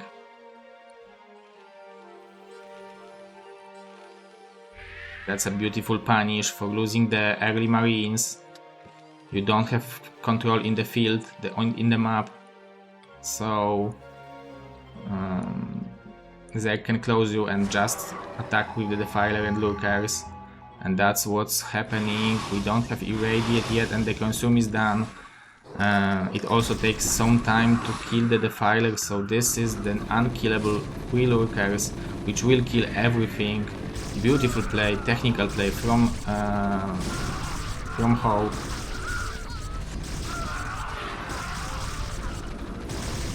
Even though there will be 4 vessels, even 5 vessels here soon. Zerg is already mining from the 3rd gas. He's even making upgrades. So he didn't deal the critical damage yet, but there is going to be another defiler, I'm sure. Yeah, it's coming.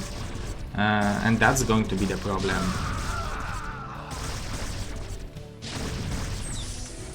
I guess Tarson is waiting for the next irradiate. Guess only firebats could save him, maybe. The tanks are also dealing some damage. Trying to target fire the defiler. It's only one, so there is a chance. But now the STVs will start falling, and this is starting to look even worse than it was.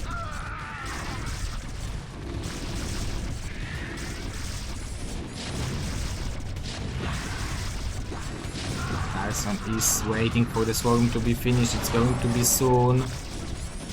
But how long? Mutas arrives. Hope just sending more and more stuff. Such a strong macro from him. He's already on 5th hatches, expanding on bottom left. Very strong play from our American Zerg.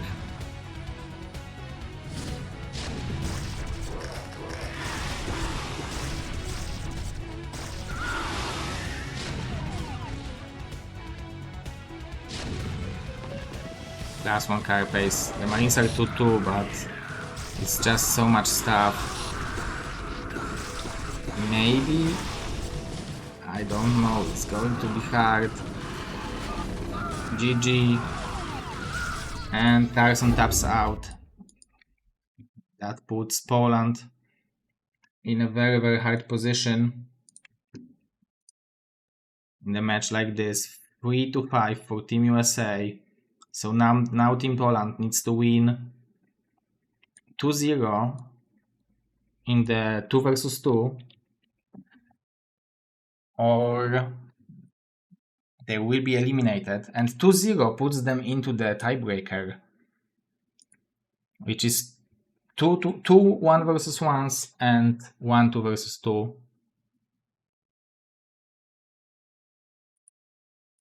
Okay. So Koget is replacing me, so he plays Zerg. He's a strong Zerg, so I'm confident about him. This is 2 versus 2, so I'm sure that he will do fine, but Bonnie and Koget are facing Jiraiya and Hawk, so this is extremely strong team. Jiraiya is a 2 versus 2 user. He is playing Terran in this event. So Hawk, Jiraiya, Koget, Bonnie. Let's see the first game, and let's see if USA will secure the win and eliminate Poland, or if we will go to the draw, let's say.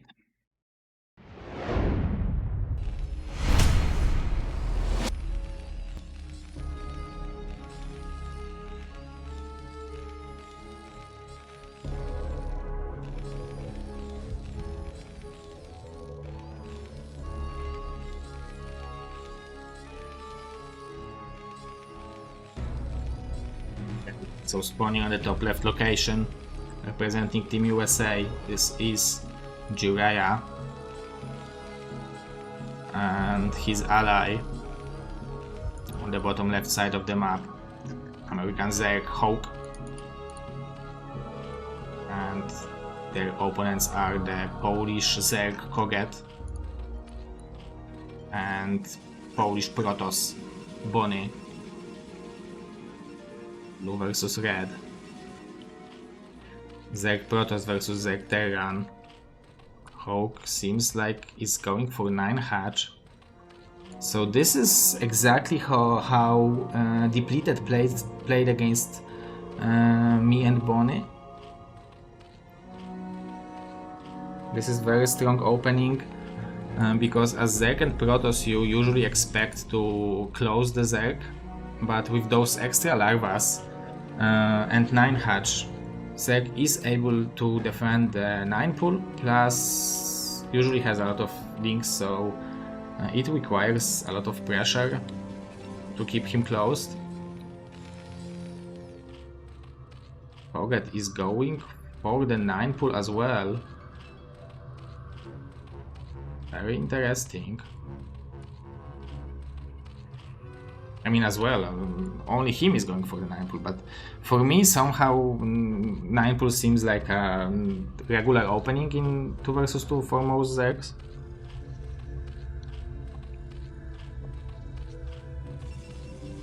But I guess it all depends on the matchups.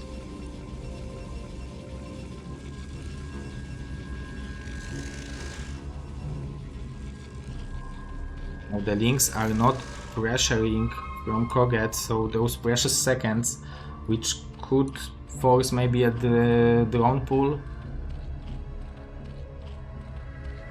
We will see that this is hatchery first. This is a bad news.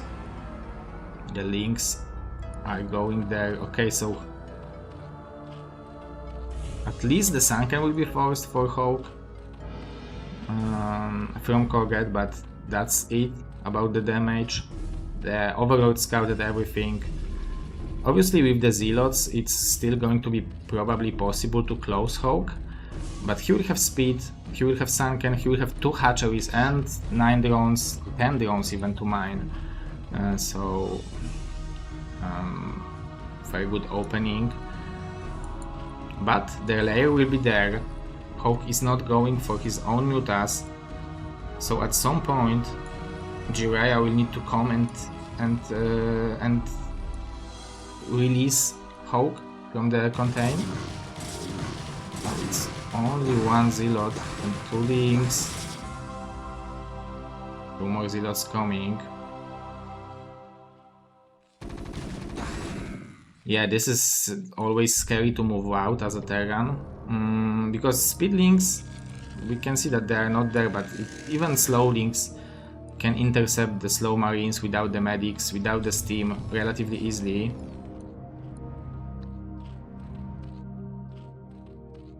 More links from Hawk. Only 3 Zealots blocking the ramp.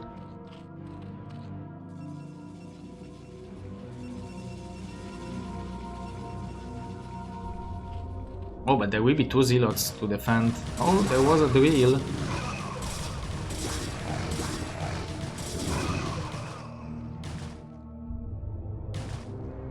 One is trying to buy time, cannon is just starting.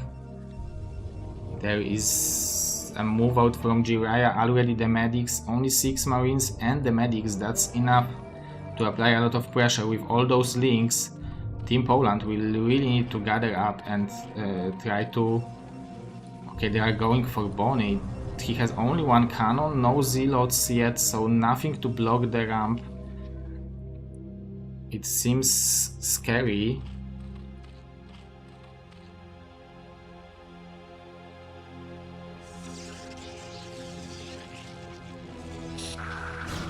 Okay, the Zealot will just arrive. This cannon will be made, but the links are running by and they will be able to intercept the cannon most likely. What's going to be the drill? It's good, but it's not good enough, so the push, which might give you Team USA advance to the to the next round of loser bracket and eliminate Poland, but let's see. Koget will have some mutas, but I don't think it's enough to save Bonnie. Maybe with the links. It's only one hatch, so and you need 5 at least to start micro against the bio. Maybe with the zealots, but there is no nice micro from Koget with 3 mutas only.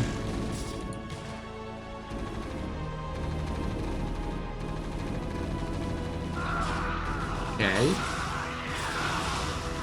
So it seems like he will be able to save Bonnie eventually. Nice play. The medics are helping so much. That Bonnie only with 5 probes. 6 in total, but 1 over here. The round 2 will be so hard to stop. I guess maybe he should cancel the zealots and go for the pylon. Yeah, even the links are annoying.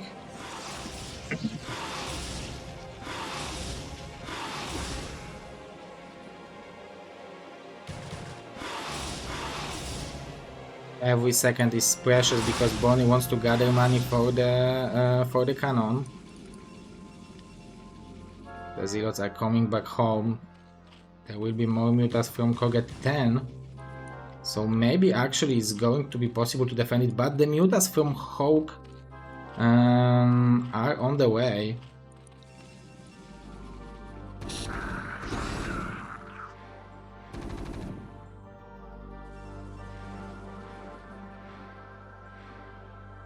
Only medic from Jiraiya.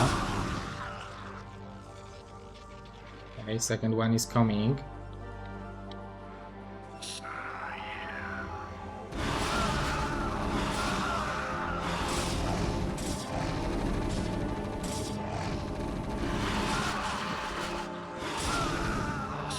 The mutas will be eventually. Oh, will eventually deal with this bio. Oh, that this is very not efficient for Koget, but I guess he wanted to do it quickly to try to save the probes.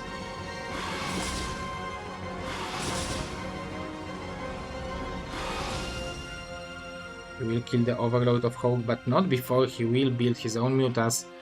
4 of them.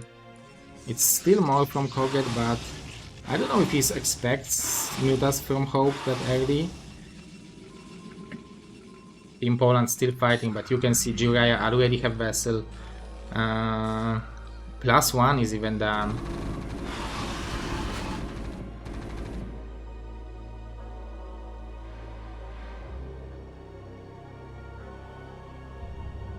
With the mutas of Hawk, it's going to be even harder, but maybe with this cannon and some miraculous micro.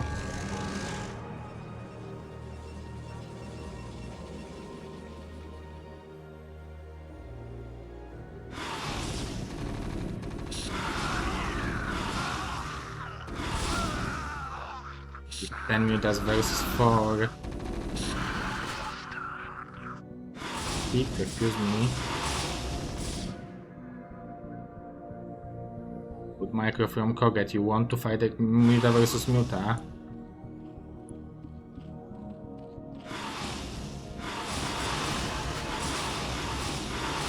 Koget has more. We have 4 left only versus 7.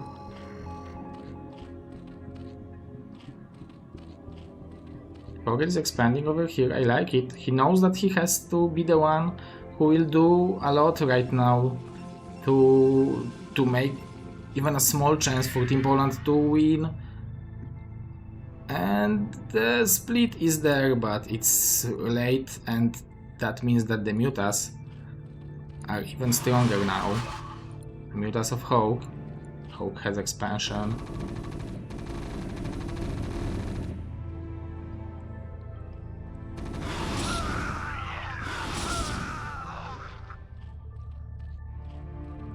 I don't know if they expect Koget to have this expansion, so this is actually brilliant.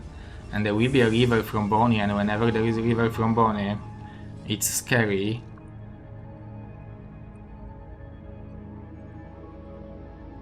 But Koget needs to be careful with the mutas. I guess he's trying to bring the attention over here. The mutas of Hawk. To allow this river to deal as much damage as possible.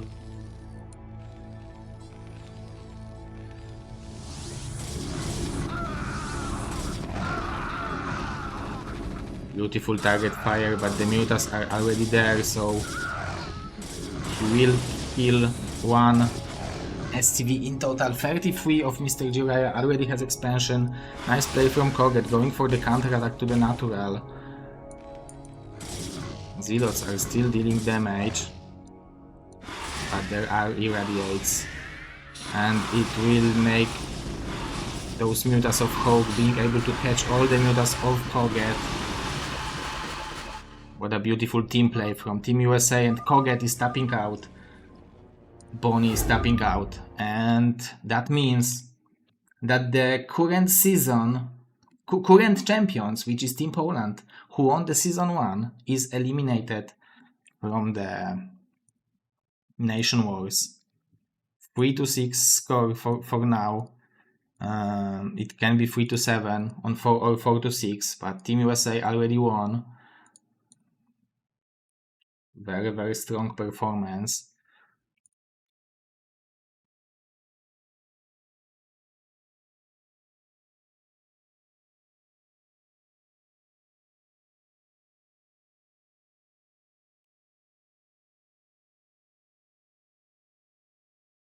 So that means that Team USA will play against loser of Russia-Canada. Russia-Canada will be on Sunday. I can even show you the lineup.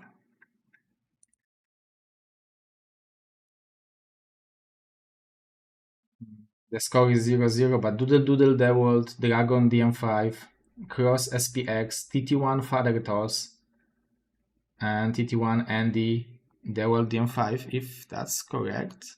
Wait, give me a second. Because they just played each other, and it might be not this. No, this is not it. Sorry, guys. This is it. Those are the pairs, and let me fix the.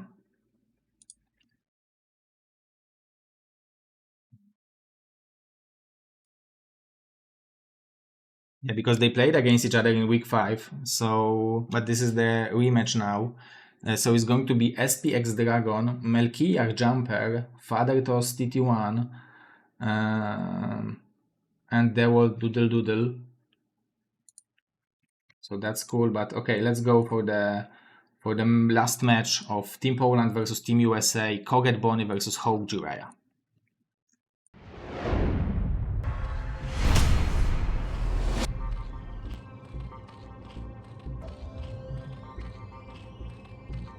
So on the top right of the map, as a red Zerg, we are having Hawk and his ally.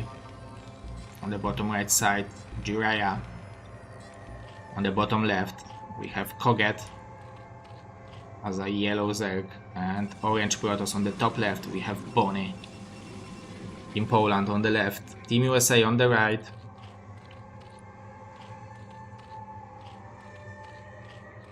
Because Koget was replacing me, I wasn't able to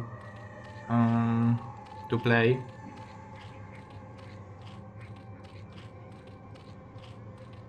And the rule is that you have to replace a player with the same race that you are supposed to face. So Team USA is supposed to face Bonnie and me, which is Protoss and Zerg. Koget going for the 9 pull and Hawk going for the 9 hatch.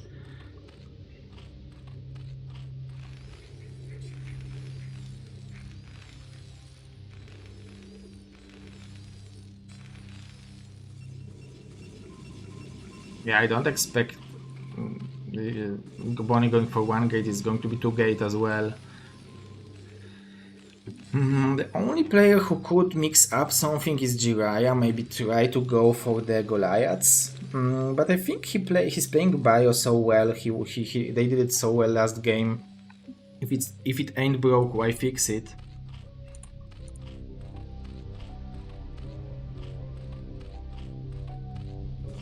I'm wondering if you want to gas still. I guess maybe not yet. Because he needs money for the pylons to continue Zealot production.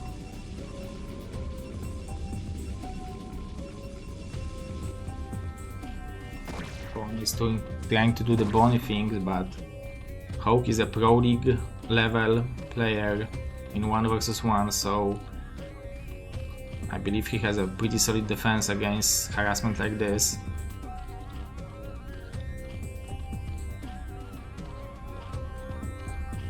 Nobody can replace you, Zero.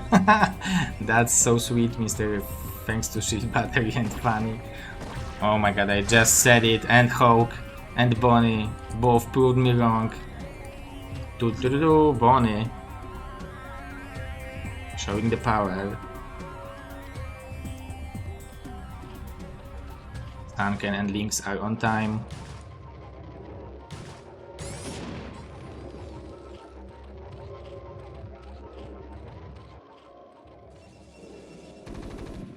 Oh, but the Overlord of Koget will be... Oh! I guess Jiraiya didn't want to risk the Lynx being here. I think that's smart.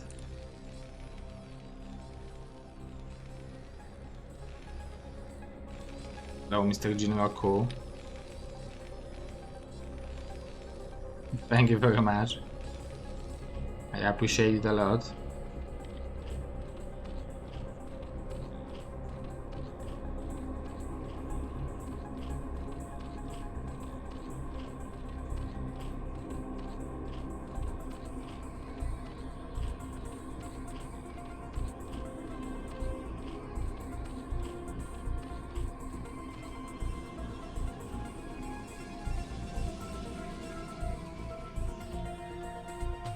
Okay, I'm waiting. I guess he's adding drones because he wants to drill with 2.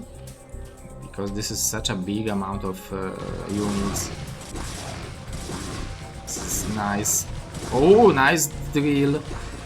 The Lynx are not helping, but still. Oh, this is very nice defense from Bonnie. I mean defense of the ramp. Larry is on the way.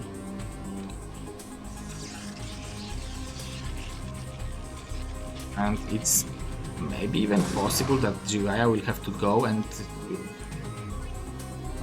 unblock Hawk. Can see him droning up.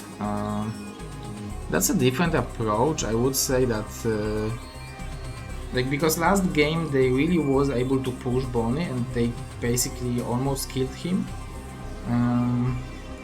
But it feels like this game it's going to be...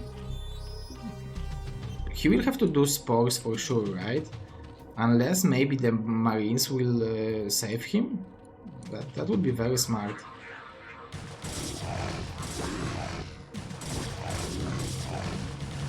Only adding some extra value. 7, 5, and 3. The mutas are already there.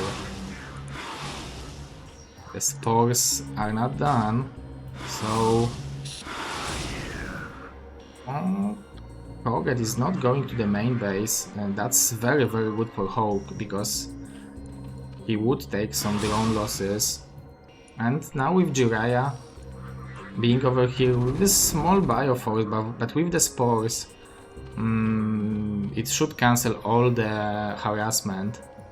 Although it will also cancel all the aggression from Team USA if they will be so defensive. And we can see Koget expanding on the 9 o'clock.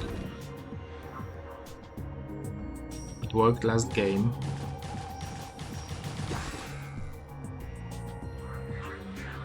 Last one weapon on the way.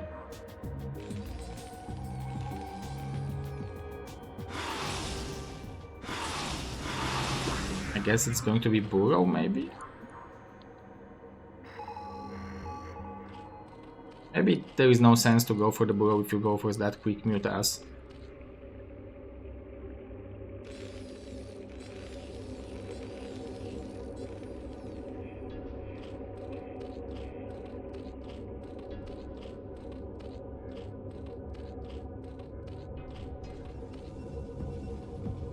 Much better situation for Team Poland because Bonnie is alive and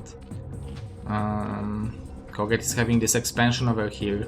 Although those mutas will be relatively fast, and with the Irradiate and Bio, it's going to be possible to lower the number of mutas from Koget and allow Hope to have a decent trade.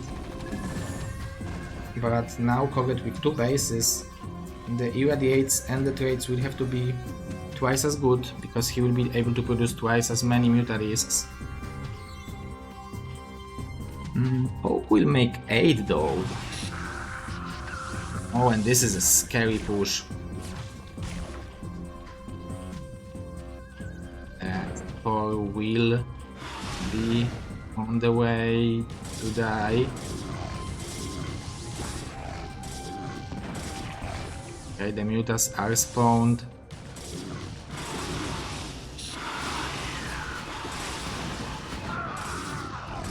Great micro from Team Poland.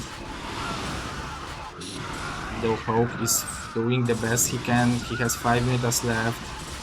Oh, but Koget 12 even, and this river is still alive.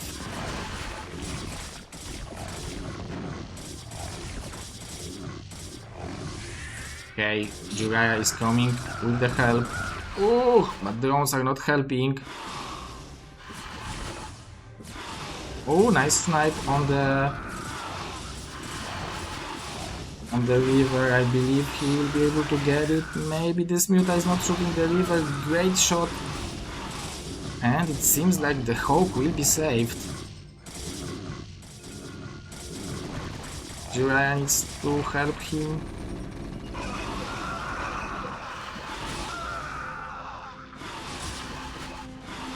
A great micro from Koget.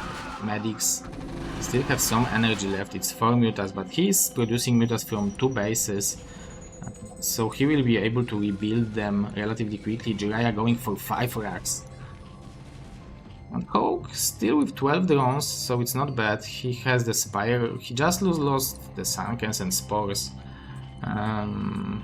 But Bonnie is expanding, that's a problem.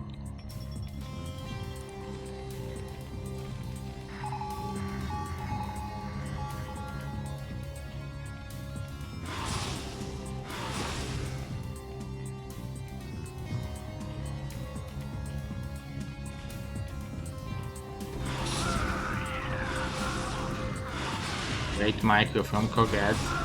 There is no Spore. It's just before the Irradiate. There is going to be one from the second vessel.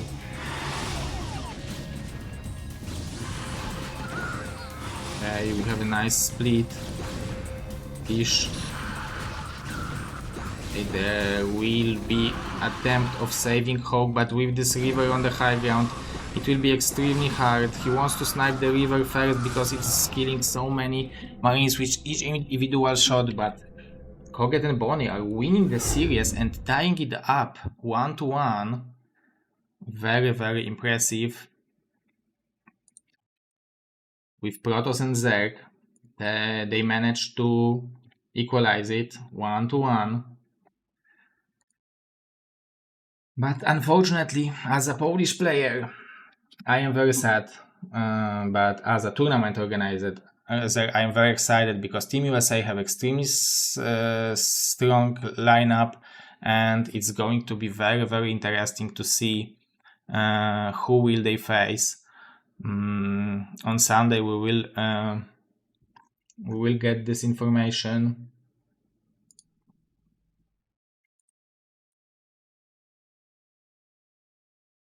So it's 0-0.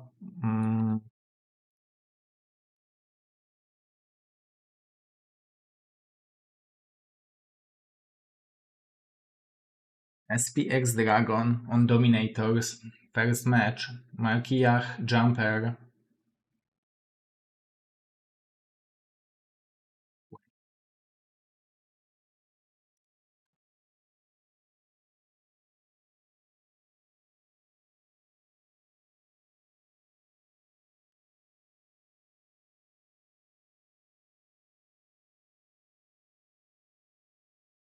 No. I am stupid, guys. This was right.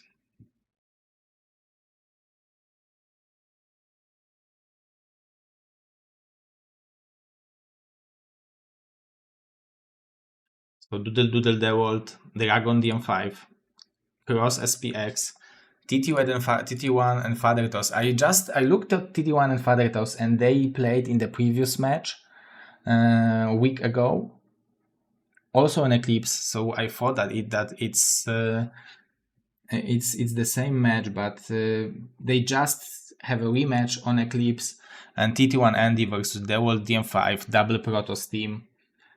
So very, very interesting.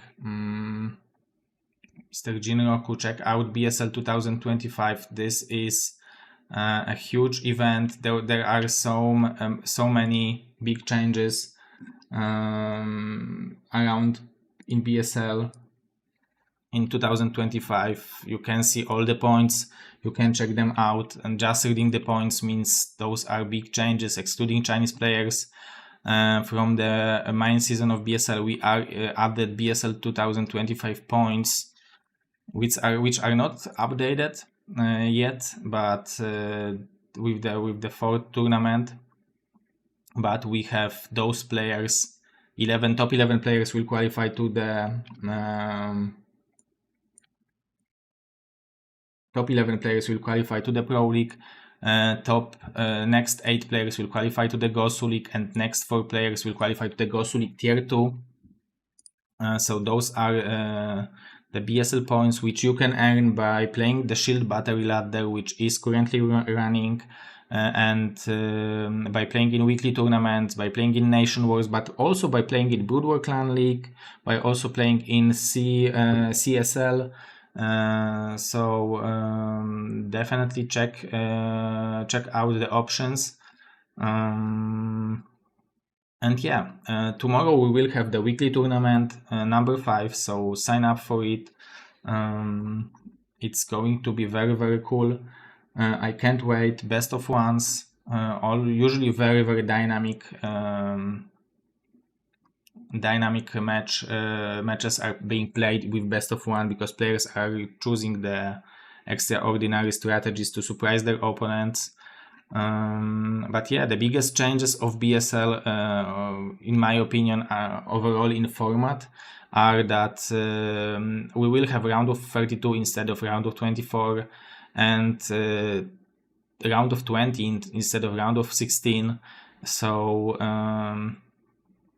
very, very cool format, especially the 5-person group in the round of 20 is going to be interesting. Everyone versus everyone, best of one, and top 4 players are basically advancing, but only top 2 to the winner bracket. And another big change is the Gosu League, Hasu League and Chobo League. They will be divided for 2 tiers, Gosu League 1, Gosu League 2, Hasu League 1, Hasu League 2, Chobo 1, Chobo 2, 3, 4, 5, depends on how many players we will have signed up, but each tier is 16 players, and they play against each other. Round robin, only one best of 3 a week. So it's going to be much easier to coordinate and much easier to dedicate to play for it. And it's worth to play in Pro League, Gosu League, Hasu League and Chobo League, because we will have BSL Team Wars after BSL 20, and top 4 players from BSL 20 will pick the team for themselves, and we will have team combining with Pro League players, Gosu League players, Hasu League players, and Chobo League players.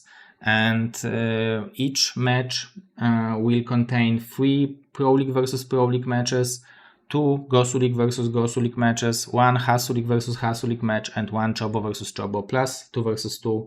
So I think very interesting format. Only 4 teams, it will be easy to gather, and I think it should be enough players, so we will easily be able to play it.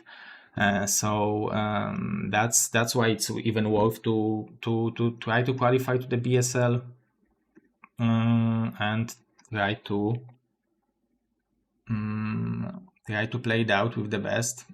Okay, guys, let's thank to our wonderful sponsors, because without them it wouldn't be possible.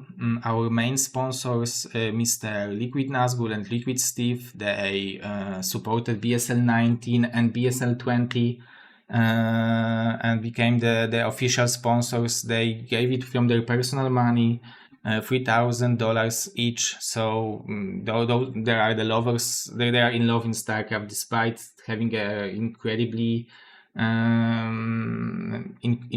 responsible job. They are still seeing us and wanting to support us. Huge thanks to them. And of course, huge thanks to Mr. Rasbrain, who sponsored so many extra events. You can check it out actually over here, that his $2,700 support was spent $500 on Nation Wars, $700 on Team Wars, which I was talking to you just a few seconds ago, $300 on Team Wars, $800 on BSL A team on tour. So those will be top 8 players who will be in BSL A team. And they will play show matches against Chinese players, Korean players, and matches between each other. So yeah, Mr. Rasbrain supported Nation Wars, Team Wars, A team, and weekly tournaments. Thanks to him, we have $50 a month, and thanks to Mr. LML, who is also a weekly sponsor, we have $75 because Mr. LML added $25 to each weekly prize pool. Besides the money, you can also win BSL points, so I believe this is even more precious, right? So huge thanks to Mr. Rasbrain, huge thanks to Mr. LML, huge thanks to Mr. Adun, who is the sponsor of the LAN party. LAN parties in Poland. He gave 1 Ethereum another year in the row, 1 Ethereum to the prize pool, and first LAN is going to happen this in a month, 5th, 6th April, in Krakow. You can sign up over here, and you can check out so many great people already signed up. You can even see Mr. Artos is signed up, so that's insane. Mr. Koget is not listed here, Mr. Dabadim is not listed here, but they signed up as well. So we have 25 people who signed up. So it's going to be very, very cool LAN party. So huge thanks to Mr. Adun for making it possible. It's 3rd year in a row, and this really brings our community together. And huge thanks to Mr. T1 Dragon, who is the sponsor of BSL 2 vs 2 Pro League, which is currently going on. You can check out all the info. Every post is on Team Liquid, so check it out. You can play in the ladder stage right now, and the ladder stage will end on April 15, and we want to gather the top 16 teams, and the team picks will look the way that top 16 players from the ladder will pick their ally, and if the ally will agree, this will form the team. So you can play without your ally on the ladder and then just pick your ally later. And yeah, this is the map pool. Of course, we have Sparkle in the map pool, but overall very, very cool. I think I had the map pool somewhere. Yeah, so it's Anaconda, Fighting Spirit, Laplace, Last Retest, Paranoid Android, Polyport, and Sparkle. So very, very cool. And it will be a simple bracket, loser bracket as well, obviously. So yeah, if you are not familiar with 2 versus 2, it's very interesting and it's very, very cool. So huge thanks to Mr. T1 Dragon for coming up to me and asking if I can make an event, and I was very, very happy because I was waiting for the sponsor. This is going to be season 3 of the BSL 2 versus 2 Pro League, and it's a cool event. So huge thanks to Mr. T1 Dragon, and of course huge thanks to our BSL 20 goal supporters, Mr. Sierverty, Mr. Danjin, Mr. Jersey, Mr. LML, Mr. Haosu, but also all the other supporters who chipped in and gather part of the goal. We are still missing $1,400 for the prize pool. So if you are having some extra cash, it will be sent for a good cause. Just please name the donation that it's for the BSL 20 prize pool, and yeah, huge yeah, because normally I have a goal over here, as you can see, for new streaming PC. So if it will be not named, I will spend it on increasing the quality of the podcasts. But okay, I already feel like my voice is dying. So huge thanks to our Patreons, Mr. Andrew and Hit Them Up as Wolf of Wall Street with $200 a month, Mr. My Fleeting Dream with $100 a month as our Bombastic General. Thank you very much. Mr. Striker as a Bombastic Colonel with $50 a month. Thank you very much. Mr. Apocalypse with $30 a month as a Bombastic Major Plus.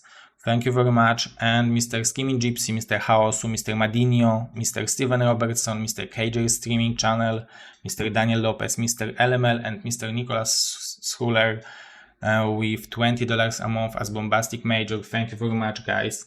And huge thanks to every single supporter of the BSL Patreon, because this allows me to plan ahead and knows how much time I will spend. Although this year I'm spending more than I should, but with the hope that there will be more Patreons and more people coming after seeing that so much is going on within the Brood War. So doesn't matter, 257, name the amount, you can put it in.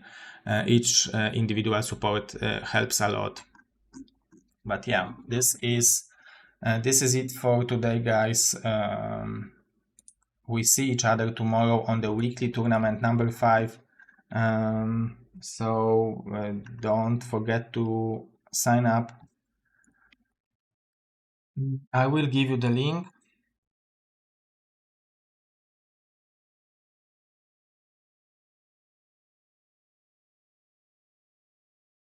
So here you can sign up for tomorrow's tournament. And yeah, I believe I said about everything I wanted to say.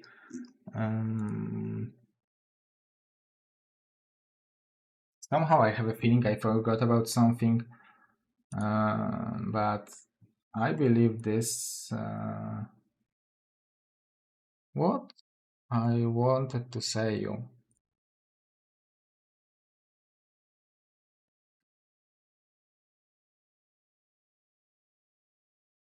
Oh, yeah. Be there on Sunday. Don't forget about the incoming match, Canada versus Russia, because it's going to be this match, but also after the match we will have a big announcement and all the info and all the details about BSL 20. And so definitely come listen how you can qualify. And I basically wrote